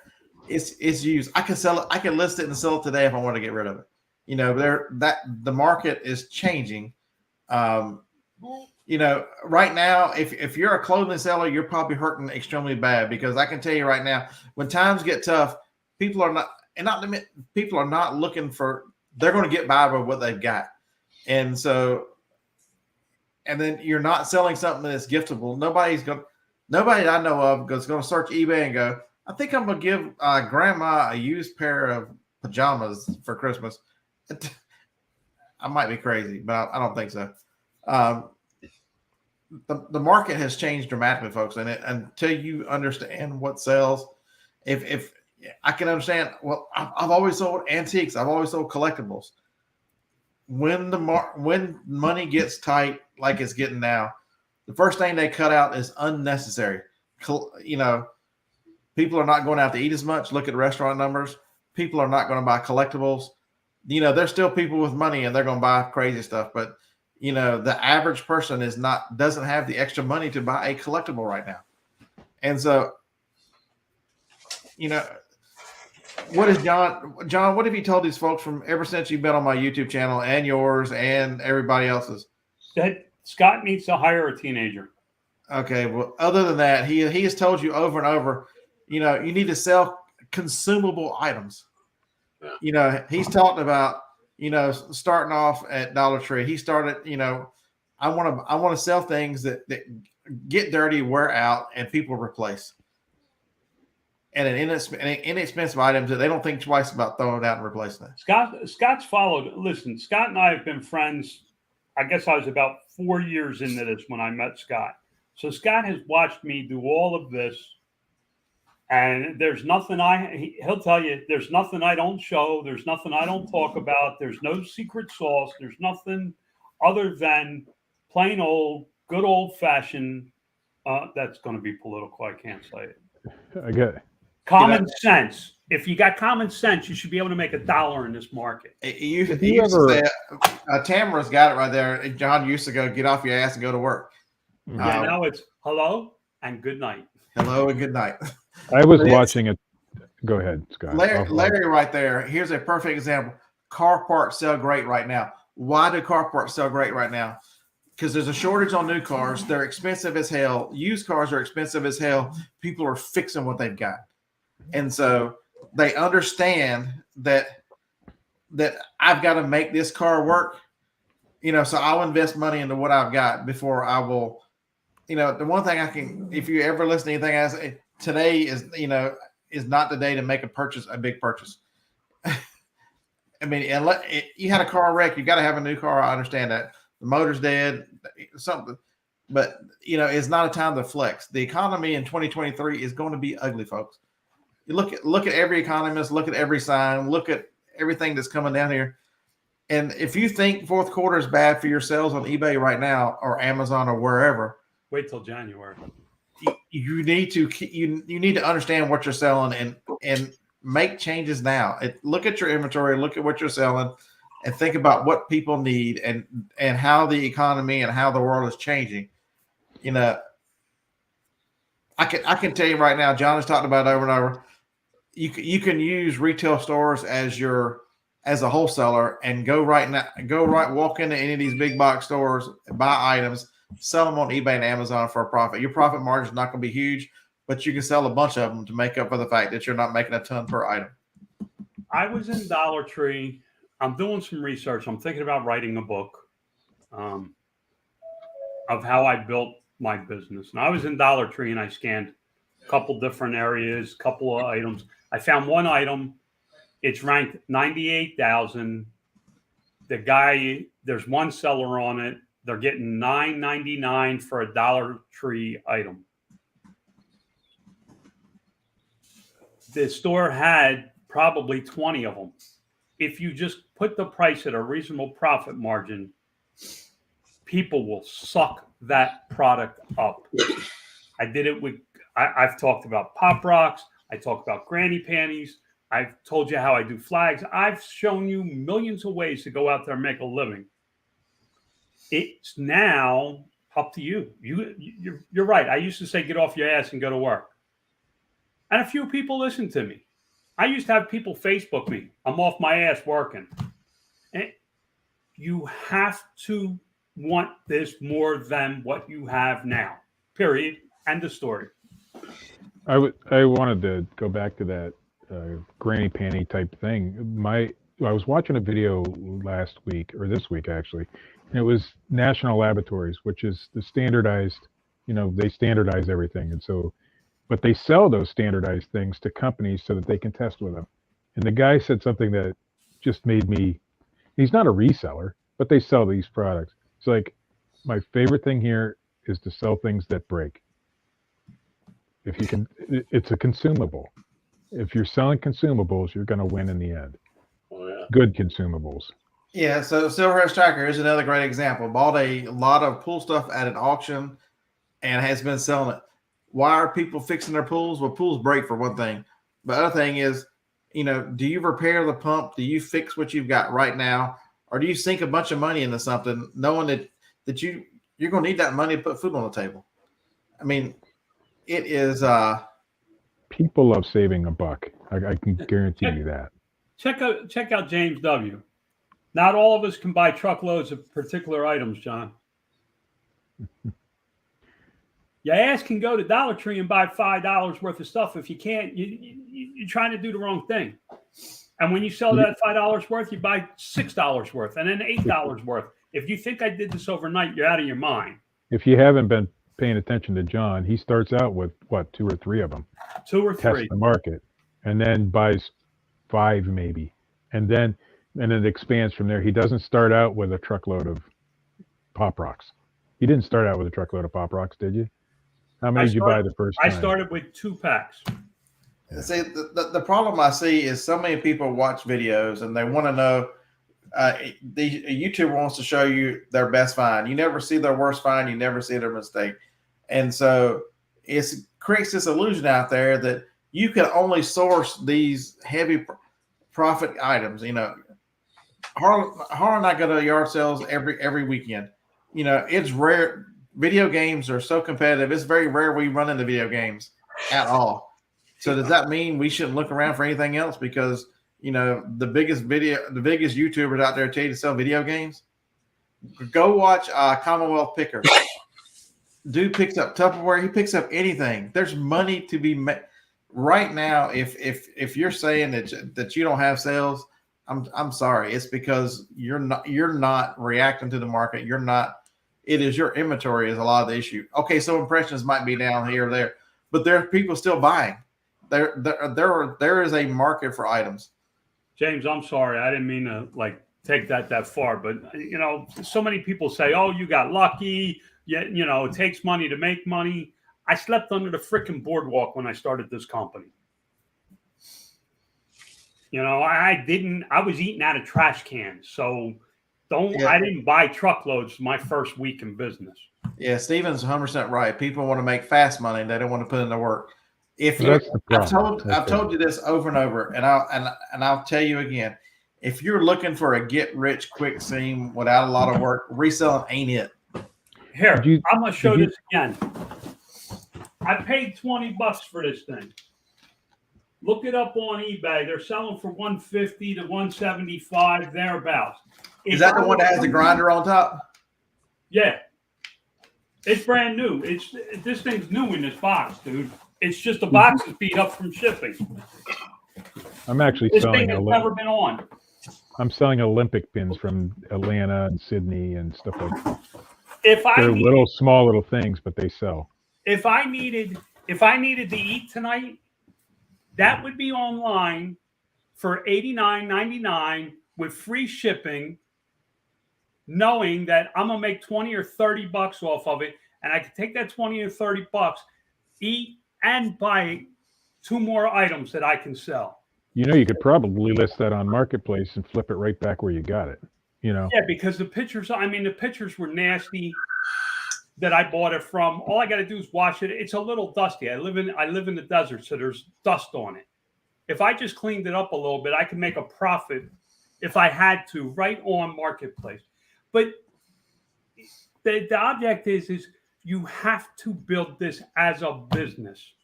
You know, Scotty asked, what have I always said since I got on the show? I know what he was talking about, but I told him to hire a teenager. To hire a teenager, you got processes, you have to have SOPs, you have to have all these things in place. I'm getting ready to start a business with $500. And I wasn't going to say anything. I'm getting ready to start a business with $500. I am going to journal for 1 year every day what I do for that business with $500. At the end of 1 year, I expect to be doing $10,000 plus a month in sales from a $1 item, just to prove that I can still do it. Did you all see this? Going back to John saying this isn't a get-rich-quick scheme. Did you guys see the guy that got busted for selling the Amazon course? $54 million fine from the because he was promoting it as a get-rich-quick scheme. It's not. And anybody who tells you that is absolutely wrong. There's work. Sometimes you don't want to put that work in, and guess what happens? You get slow, and you don't make any money. And trust me, I had issues. We're still working through those issues. You know, it's not. You're not going to get very far if you're not putting that work in. John, let's talk about word management. Yeah, so Mike's 100 Taylor's Place. I 100% correct. It's on my to-do list. My phone reminds me now every day to sign up for one of these password managers. By the end of the weekend, I'll pick the one that I want to use, like LastPass. There's several competitors, but LastPass seems to be the best one. I'm telling you, it's with people and starting to hurt and all the rest of this stuff. There's gonna be more people trying to break into everything you own, and I'm the worst with passwords. All my passwords are some variation of like 5, and I need to use a password manager. There are so many benefits, and one of them is just like we just discussed earlier. If you want to give somebody access to an account that only has one account, LastPass will give you the ability to basically create a temporary login. Basically, what it is, you're not giving in the master password, and you can undo it at any time. And not have to worry about changing your password. One click. And listen, I don't know. Don't ask me about the ins and outs. Don't ask me how to, set it up. Don't ask me any of that stuff. I paid $10,000 to somebody to work for me for 30 days to help me with the security of my business. At the time, I had like 6 people working for me, and different people needed to sign in different places, and I had to fire somebody. They stole a car from me. They had access to my bank accounts. They had access to a lot of stuff, and I just got to the point that it had to be where I can grant you access, but I had to be able to push a button and kill you. And you had to be out of my systems. Of all the things that they taught me, it's the one thing that I do every single day. There's nobody in my business that has any single password of mine. My accountant can be cut off of my money in a second. Click and done. And QuickBooks had an accountant login, so I didn't have to give him. Not that I trust Jared. I mean, I give him all my money. And we're not going to let folks run down in the chat. Somebody, when we talked about the person who was selling the course or whatever, it's not Steve Rankin. Steve Rankin, nope. I know him personally. He's a good guy. He's above board. He'll tell you that he is a promoter. He'll tell you that he tries to help people. Steve Rankin's never showed you his Lamborghini. Yeah, we're talking about the guy in the commercials with the Lamborghinis and all that crazy shit that he was in every YouTube commercial. The guy they went after. But they are cracking down. They're cracking down on that stuff. You might not like Steve Rankin personally, or like, I didn't at the beginning, but then he came out. He's a good guy. He's above board. He came out with a video. He came out with a video talking about his past, and anybody who does that and is honest about things that most people wouldn't want to be honest about, that's what gave me a new appreciation for the guy. And he's smart. He's a smart man, and his courses are probably worth what you pay for him. I'm talking about these guys who promise you millions of dollars. There's a guy right now advertising. I see it on almost every video I watch that's reseller related. It costs $5,000 to get in this guy's course. $5,000. I guarantee you that's not going to work. Because anybody who advertises, okay, we guarantee this, this, this, and this, they can't guarantee what Amazon's going to do to you. They can't. No, I don't know who the two twin guys are. So I don't know. Mark, All I know is that the ones that you see advertisements for on YouTube, generally the ones that you're not going to want to do. The ones that buy the ad time and show you their Lamborghinis and their houses on the ocean and all that bullshit. Mark said he loves to see a topic when I sit up in my chair. I do love courses though, because they teach you things. Steve Rakin's course is going to teach you something. You know that. Tim, you're 100% correct. The real ballers and reselling you never heard of. You're 100% correct. They're well, we're talking about it, they're busy working right now. I disagree to a point. How many of your $1 Million Seller Club are on social media? Promoting what they do or their product? No, like a YouTube, have a YouTube channel and tell you what they do. None of them. But if you watch, what the hell's his name? The dude with the beard, like the Alex. I can't think of his last name.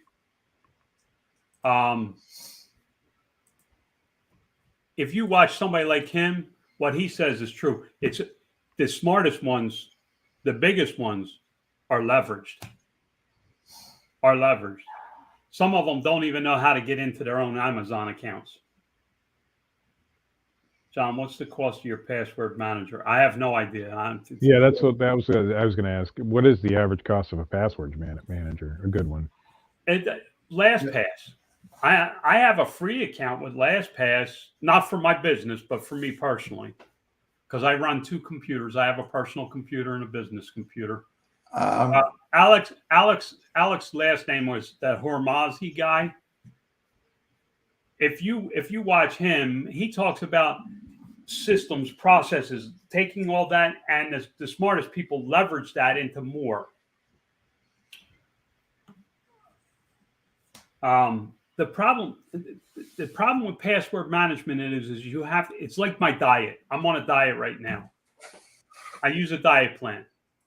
Somebody asked me, do you think you could do it without the diet plan? Yes. The reason I think I could do it without a plan right now is because I'm committed. I'm committed to my health to the point that it comes first no matter what. Password management needs to be the same thing. You can't breach your system for anything. My accountant has called and said, hey, I need the password. I got to get into the checking account. I need to do something. And I'm like, sure, but by tomorrow, that password won't work because I will change the password. Okay, so I just looked up LastPass. Currently, they are running a Cyber Friday. If you bill it yearly, their premium is $2.25 a year. The family plan is currently $3 a year. It'll go back up. It'll go back up to $4 and $3. So you can get their premium for one person best that they have for $2.25 a month right now. I have an enterprise system with, I don't know what it is. I have like 6 or 7 users within it.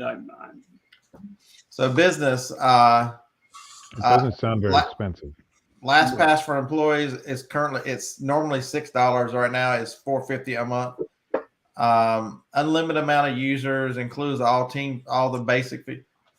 So that's for at most. So what is $4.50 times 12? You're what, $70 a year? Yes.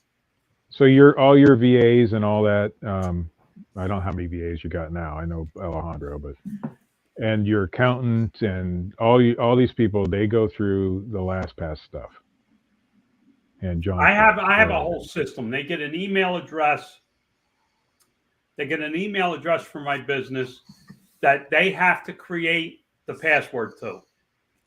I was wrong. It's $54. The business is currently $54. It's $60. It's 50. It's you can get their best of their best for $54. A year or a month? $54 a year. It's cheap. I get they get an email address that they set the password to. but it's my email address. So I have it set up through Google Business, where I go in and I can push a button and they can't sign into their email anymore. And I take the email back. That gives them access to their LastPass. LastPass, then I share my passwords. I share my login information without showing the password. So they can never change the passwords on me. The other thing, secure. The other thing you need to do is any website that asks for two-step authentication, you need to do that, because that my PayPal got hacked, and it's because I didn't have the two-step authentication. Once I did that, I was fine. I got all the money back. It was bad. They got into my bank account and everything through that because it draws from your bank account. It was bad. All right, so one of the things I like to do is, if I'm looking for something like this, I'll pick a couple of them out. So somebody has said Dashlane, somebody said 1Password.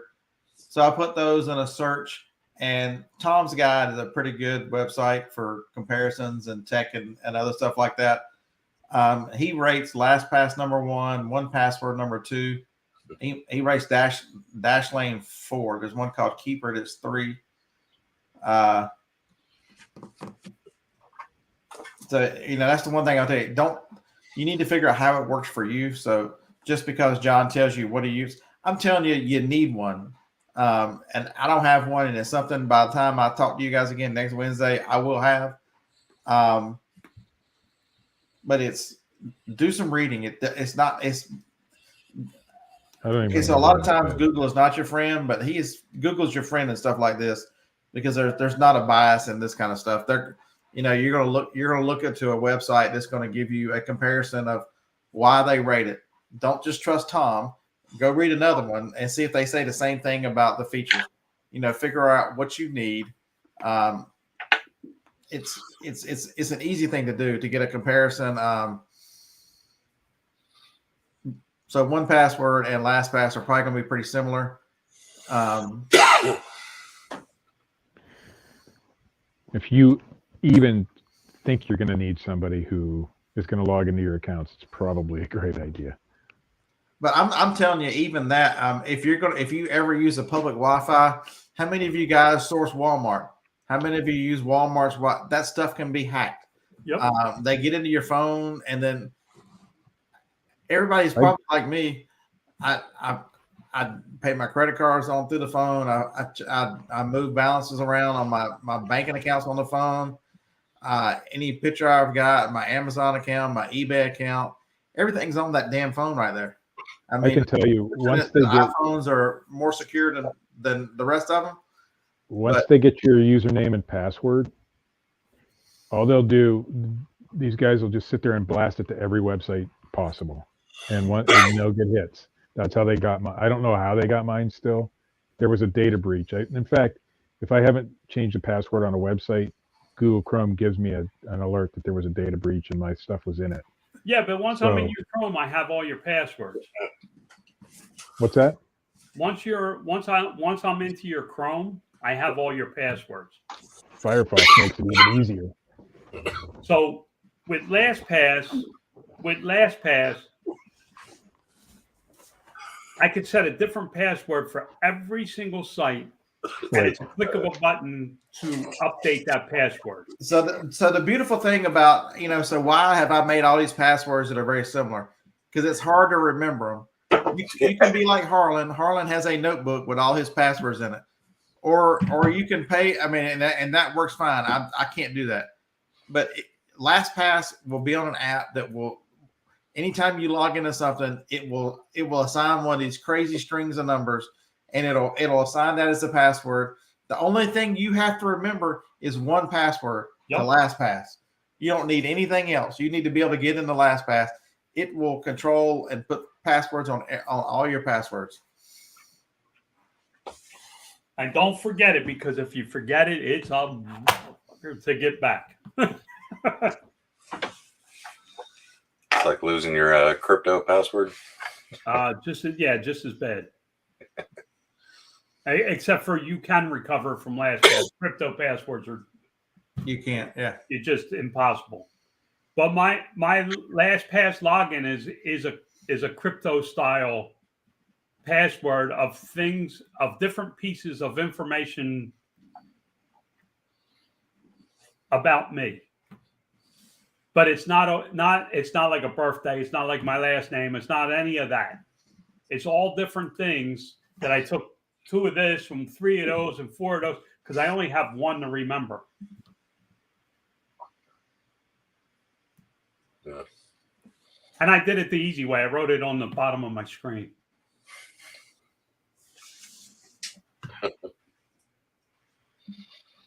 Flags. I don't know how much longer the word flags is going to be in my business name. I'm working with lawyers on getting it changed.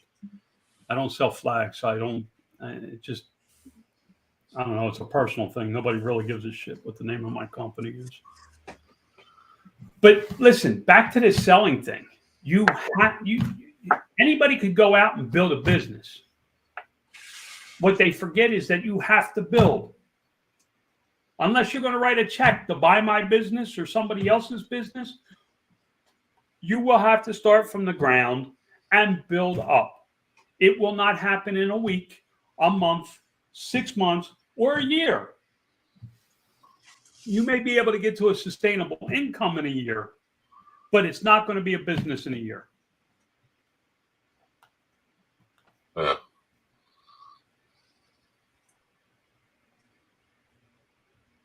If I do this thing, listen, I'm working on a project, and I don't know if it's going to be a book, a YouTube, what it's going to be.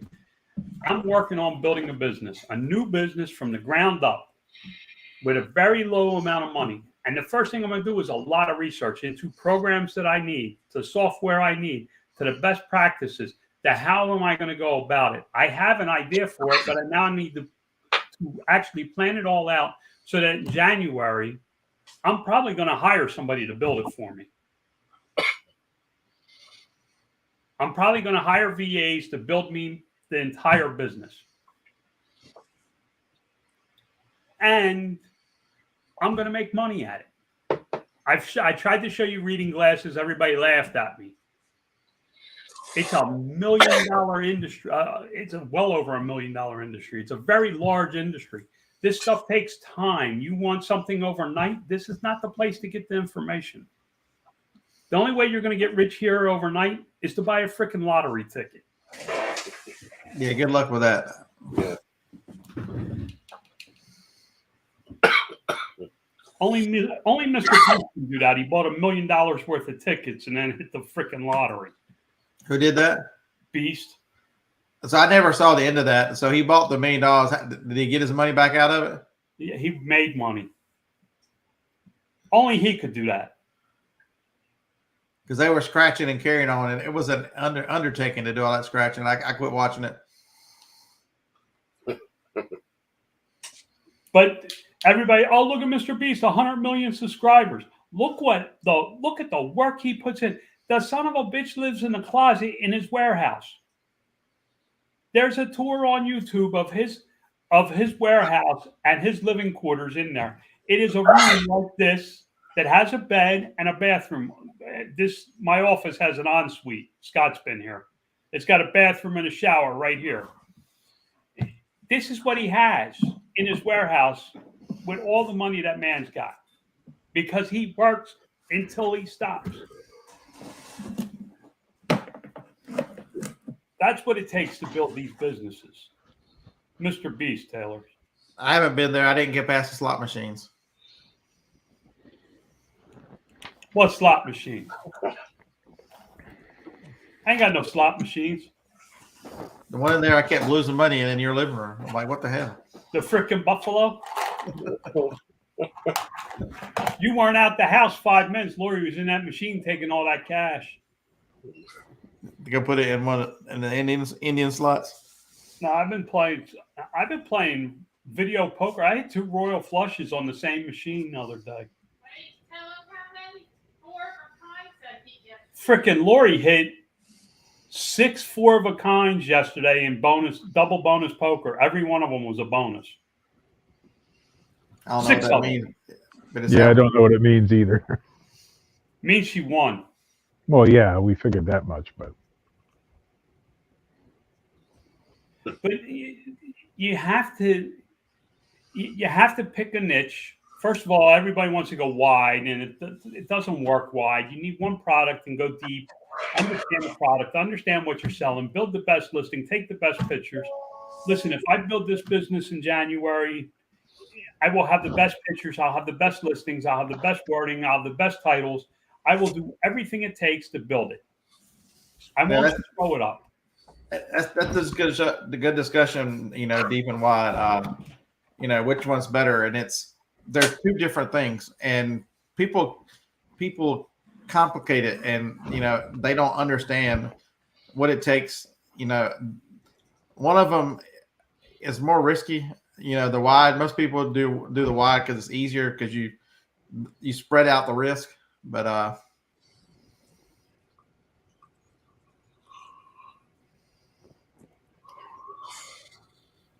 wide. Listen, the only reason I would go wide is because I needed fast money. Right. If I was in Steve's boat right now where he's struggling a little bit, I would be very wide. I'd be looking to buy as much stuff as I could that would sell within 7 days for whatever profit and just keep flipping it. Yep, that's where we're at. I understand that. I'm not trying to beat you up, but I'm saying. Oh no, I see the thing I promised myself when I got on YouTube in the very beginning, way back in 2012 when I was doing the other kind of stuff, is the one thing I'm going to do is be honest with people. And that includes sharing these struggles sometimes. And right now, that's where we're at. It's not, we're okay. Listen, but I've had struggles. Scott remembers the morning show we used to do. We did a morning show years ago. And I would have to go to the bank 3 times a day. I would sell on PayPal. I'd sell on eBay, collect the money out of PayPal, put it in my checking account so I could buy more stuff to sell that afternoon, to run to the bank and put money in my checking account so I didn't bounce a check. It's not, this was not easy. Anybody who thinks this business is easy is out of their minds. Yeah, it's hardest I've ever worked. It's harder than any job. But it's more enjoyable than any job too. Oh, absolutely. I would not want to go back to work. I've been thinking about getting a part-time job just to fill in some of these gaps right now. And I'd make a horrible employee, first of all. We've discussed that. So when is that any different than the last time you were chunking cardboard and shit? Yeah, I was a horrible employee then too. I'm the guy who, if there's a policy and it's not a correct policy, I'm going to be the one who's very vocal about it, that kind of thing. I get the rest of the employees up in arms, that kind of stuff. It's just it's fun for me. All right. So anybody got any more questions or anything they want us to discuss before I go make something for breakfast? They put me on the safety committee. That was the worst place to put me. I cost that company thousands of dollars to actually follow through with safety stuff because they wouldn't do it. Hey, but hopefully this show was, the good timing for Faith and Paul to come on here to help you understand. There's help out there for accounting. You don't need a big accountant. You can, if you're willing to do some of the entry work and do the work, there's software out there that can help you get a hold of your business. Things are going to get tight. There was a part 15 in the past where you could throw anything up, it would sell. And, it is, reselling has been sold as this get rich quick scheme. Then there's so many people come into it and leave it and come into it. The people that last are the people that understand it's a job, it's a business. You got to treat it like work. You just can't fly by the seat of your pants and hope something happens. You got to make it happen. You truly have to make it happen. And there's going to be lots of ups and downs. Sometimes the downs really get to you, but you can get through it. You're 100% correct, Steve. There are ups and downs in life. There are ups and downs in business, and your ability to even them out and survive the bad times and make the good times where that your next bad time's not as bad. It's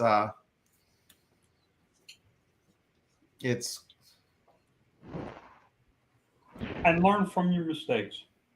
And you got to make mistakes. Don't sit out there and think that, just because I screwed up, it's over. Bad buys. I've preached that for years. You want to know how to know what to buy? Buy some crappy stuff. Yeah. A lot of people are probably struggling with that right now, wondering why they bought or why they've invested in all this inventory right now that's not moving in an economy that's changing rapidly and changing for the worse. Cut your losses. Sell stuff to where you can get your money back so you can buy something else, and understand that if what I'm selling right now is not working and I get some sales, get my money back, don't go do the same thing again. Figure out how to make changes in your business right now in order that you can move ahead and survive and thrive, because there are plenty of people out there reselling that are just killing it. You need to figure out what's available to you in your business that can make you successful. I'm not killing it, so to speak, but November is going to be the biggest month I've ever had in 15 years.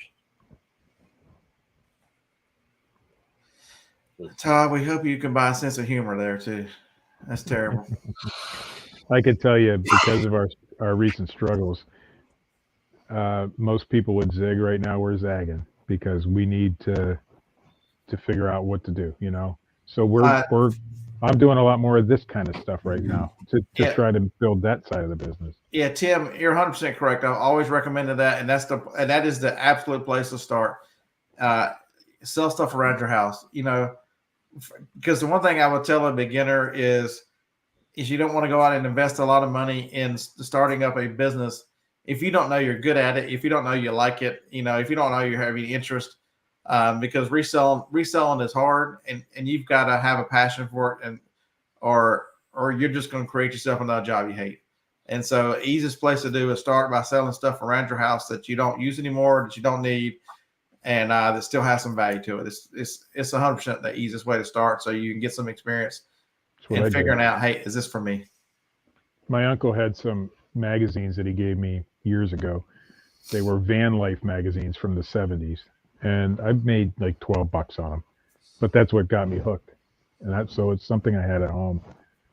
And then I started watching a lot of YouTube videos. One of them was Casey back then, and the Gilmans. I watched a lot of the Gilmans, and that's where I started with the thrifting and yard selling. Although I already done that stuff, I never did it to resell. But then I got into Amazon, and then I spent way too much money on a credit card, and that's why I'm in the. I wonder how the Gilmans are doing. Mm-hmm. They a couple of years ago, Golden Figure Picker Chad had them on his show as an update, and they were doing pretty good. They were totally out of this type of reselling. I can't remember what they're doing, but yeah, they're still doing pretty good.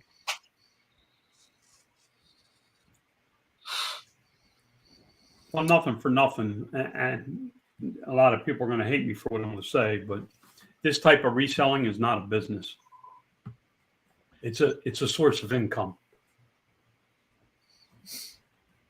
It's a job. It's self-employment. It's not a business. I can't disagree with you. But you got to treat it like a business, or it'll never be that. Yeah. All right, everyone, have a happy Thanksgiving. I hope it's everything you want it to be. I'm gonna try to hide from Joni. The other Steve and Marsha are coming over because their house is still under construction. I can't believe there's more than one. It is so strange because I'll say something to Harlan. I'm like, yeah, Steve and Marcia goes, all right, which ones? Yeah. The local ones. The better ones. Oh, no, wait, that's us. So wait, what did I say the other day? The one that drives the Kia? And you said, well, that doesn't work. But yeah, because they drive a Kia too. Oh, you gotta be fucking kidding. No, Is the baby chick green? No, they're the opposite of you. They've got the loaded out Palisade. I think is that what it's called, a Palisade? I think it's what it is. I have no idea. No, that's a Hyundai. It's the Kia SUV models. It is the. Oh, it starts with an O, doesn't it? I can't don't know. remember. all the I'm key about to look elements. this up so I can see it. The only thing I care about It's a Telluride. It's a loaded out Telluride. Oh yeah. That means they've got more money than I do. Yeah. So they are the opposite. Everyone, roll tide. Hello and good night. Even you Tennessee fans, it'll be all right. Roll tide. Sweetwater out, I guess.